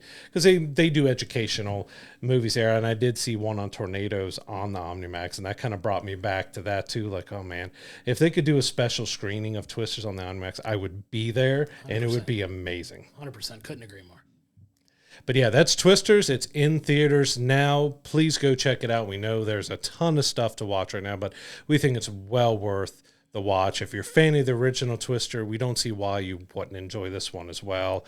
Come to our socials, come to our Discord, let us know how you thought, see if you felt the same or if you felt negatively or different about it, and we could talk about it and see kind of where we all fell on it. And it's going to be an interesting one to talk to people, just because we've already seen quite a few people have gone and they've had very similar feelings to us, that it's not going to replace Twister, but it's a fun companion to it. Agreed. And it's definitely one that'll stand alone on its own, and definitely interested to see what everybody thinks about it for sure. Yeah. So moving on to what's coming up this week. So not really a whole lot going on. Nope. It's probably one of the smallest weeks of the year. Pretty just boring. A small independent film called Deadpool and Wolverine is hitting theaters. So, of course, our most anticipated film of the year. So excited. We have been waiting for this. Even I've been trying to not look at trailers and stuff that's coming out, because they have been spoiling a little bit of it, but we know there's going to be a ton that we haven't seen yet, because almost everything is from the same sequences in the movie, and we can even tell at sometimes some of the CGI. With Hugh Jackman, his hair doesn't look right, but that's probably a scene he's wearing his helmet. But yeah, that's one of our most anticipated movies of the year. We've already got 2 showings booked of it. We might have 3 or 4 before the week or the showing's done. But yeah, Deadpool and Wolverine is finally here. So we cannot wait to see it. It's got me so high. I can't remember. It might have been Endgame the last time that I felt this excited for a movie. Yeah, at the very least, No Way Home, right? No Way Home with the marketing they did. But this movie is going to do absolute gangbusters at the box office. It's already tracking to be one of the biggest openings of all time with the advanced ticket sales. It's breaking all kinds of records. This movie is going to make a ton of money. Absolutely. It's going to probably wind up being a top 10 film all time, and I don't like to throw that around lightly when we talk about it, but just the buzz. I know people that haven't watched comic book movies in 6 or 7 years that are talking about how hyped they are to see this film. Like, it's got so much buzz around it. It's going to be the one that the internet's going to be talking about for months to come. It's going to change the way we look at Marvel based on just the people at Marvel that are talking about it. Like, this is going to be the kickoff of what they're hoping to be back to that Avengers Endgame level of quality storytelling that we've been waiting for the last several years from Marvel. So very excited about this one. I can't wait to come back and talk about it next week. I'm so ready to see it, which we're not going to see it on our normal Thursday night because we got a concert, which is a band that we love. But I'm like, couldn't you reschedule that so we can go see it Thursday, Friday, and Saturday? Right, I'd have gone all days. But yeah, we cannot wait for Deadpool and Wolverine. It even looks like it might be a little more emotional than we kind of probably expect it to be. Agreed. Too. Like we cannot wait to see this movie. We can't say that enough. Like, this is one we have been waiting for. It is finally here, and I'm ready to get my popcorn bucket too. Absolutely. As soon as that thing goes on sale, I'm getting it. So also coming out alongside of Deadpool and Wolverine is a small coming-of-age movie called Dee Dee, which that actually looks really solid. Yeah, and of course, it coming against a juggernaut, they're not expecting kind of this smaller independent film to do well, but I do really want to check this out because it looks like it is more of a... I guess we've had them, but it's one of those that we used to have a lot in the 80s and 90s of those coming of age of teenagers coming into their own and how it is to be a teenager in the 80s and 90s. This looks like a very different take and a more modern take on what it's like to grow up as a teenager, being, someone who is more foreign to the area, it's his Asian family in America, but it's how he's dealing with, the new culture of being on YouTube and doing videos or doing this and that, and having social media. It definitely looks like it's capitalizing on the more modern of how it is to grow up, and I'm interested to see how that. I'm going to watch it first and then see how it would be to show to my preteen here and see how it connects to her. Absolutely. The trailers that we've seen for it, it's been accompanying a lot of the films we've been going to see. It looks incredible. I'm excited to check that one out, too. That's one that I will find time to go sit in the theater and watch it as well. It may be like a midweek showing for me, but it's one I definitely want to go see in the theater to kind of help support that film while it's out there. It does look like a really solid story. Getting a lot of rave reviews about it early on. I know it's one of those films that did the film festival circuit, and it got a lot of positive reviews coming out of that, so it's one that I'm definitely looking forward to watching too. Yeah, as we talk about how much support we're throwing behind Deadpool and Wolverine, which is a massive, huge studio movie, but it's important to see these smaller independent films as well so they can keep being made. So yeah, two really good films to check out this week that, we're seeing Deadpool and Wolverine first, but hopefully, can find time to see Dee Dee as well. On demand, we have kind of what ended up being our first summer blockbuster of the year with Bad Boys Ride or Die. So it's a fourth Bad Boys film. It's coming out on demand on July 23rd, along with Kill, which that was one I saw some advertisements for a little while. Then it kind of disappeared. So I'm interested to go back and check that one out because it's a foreign film based big action film on a train. Agreed. And everything with it. It looked really solid, but I saw the trailer for it and then I kind of never heard about it again. And now it's finally out on demand, so I can check it out. Definitely an opportunity to check that one out too. It's one I've had on my list to watch, and now we'll have a chance to that we didn't get to see in the theater, but definitely worth taking the time to watch. Yeah. Series-wise, we have Time Bandits on Apple TV Plus, which looks pretty interesting. Could kind of go either way, but Apple TV has been really knocking things out of the park with the series that they do. And one that I wanted to make sure got mentioned, which I forgot about coming out. So, this is also coming out just like Time Bandits is on July 24th. So Charlie Hustle and the Matter of Pete Rose is on Max on July 24th. So a documentary about Pete Rose. And if you're in the Cincinnati area or like baseball at all, there's definitely huge discussions and a lot of stuff to be said about Pete Rose, which we still highly believe he should be in the Hall of Fame. Even though he's got his controversies on his gambling and everything else, what he did as a player deserves that recognition in the Hall of Fame. And I'm curious to see what this documentary may reveal, because we don't know, he's not the best character. He lied and has done a lot of wrong, but for what he did as a player, he deserves the right recognition for what he did on the field. And I'm curious to see what this documentary reveals about him, if it's going more about the controversy, if it's more shedding light on what he did as a player. Yeah, and I agree. And we've if you live in our area, it's been a topic of conversation forever that he's one of the most beloved Reds players of all time. And I do feel like, in my opinion, he should be in the Hall of Fame as just a player. He was busted for gambling as a coach, as the manager of the Reds. Feel about that how you want to feel. He burned his bridges. It was illegal at the time, and he earned his banishment from baseball for it, but I still think as a player he should get in, and I'm excited to see what this documentary comes out with, if there's anything that hasn't already been discussed with Pete Rose, because especially if you're around here, that story has kind of been told ad nauseum for a few decades now. So curious to see what this documentary is going to say, or if this maybe even helps him potentially maybe mend that fence and maybe one day get a chance to get in the Hall of Fame. I still think it's probably going to happen, unfortunately, after he's gone. Yeah, I think they're going to wait until he's passed and like, okay, we'll allow him to be inducted afterwards, which is, yeah, think what you want. There's a lot of bad characters, like to not to go on a tangent, but there's a lot of bad characters in the Hall of Fame. There's some people who've done some pretty bad things. There's some that are, passed away before they could be fully charged with murder. There's been womanizers, a lot of bad things that have happened. But Pete Rose, just for what he did as a player, one of the greatest baseball players of all time, he deserves it. So if you have any interest in baseball, the Reds, or Pete Rose at all, check out that documentary. Come talk to us about it, because we will be watching it. It's one that I'm really interested to see exactly what they do with it, and how they're trying to paint him. Is it a good way? Is it a bad way? How's it going to help what he's going to do? What his legacy is? Because it's already tainted, but is there something else that they found that they want to come out about? Sure. But yeah, Time Bandits and Charlie Hustle in the Matter, Pete Rose, one's on Apple TV Plus, the other's on Max, both of them out on July 24th. But the other big item of the week is that we have the Paris Summer Olympics starting on Friday. So July 26th, we have the kickoff to the Summer Olympics. I'm really looking forward to that. I've always watched the Olympics off and on.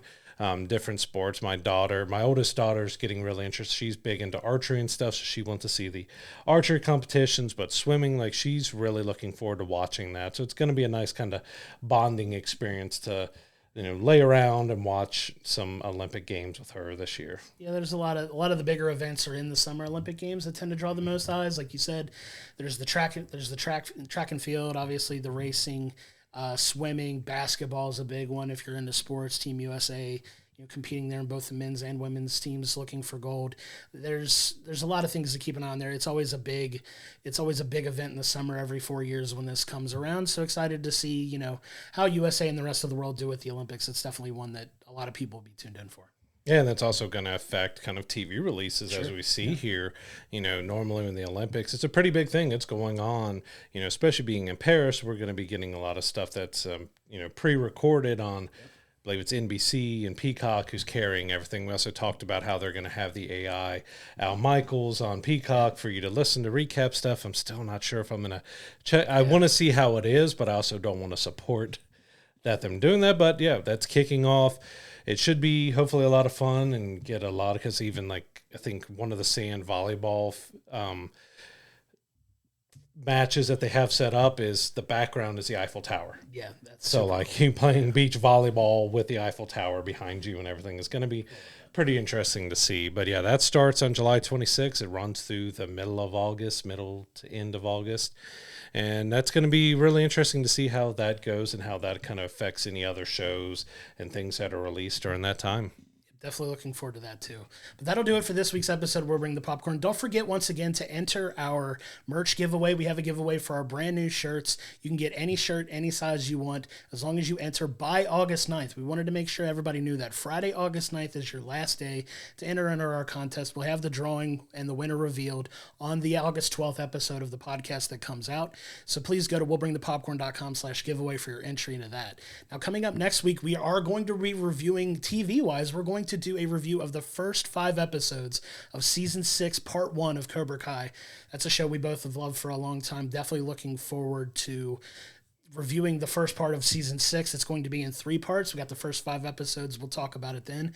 And we're also going to review that little movie called Deadpool and Wolverine that we've been looking so forward to. I'm so excited that that episode is finally here and we'll get to talk about it. Just letting you know ahead of time, that is going to be a heavy spoiler-filled review. So going into that, knowing that from us, we are going to be talking about the ins and outs of that movie. So please go watch it before you watch our episode. But we will be talking about that heavy next week. So until next time, I'm Josh. He's Brad, and we'll see you next week.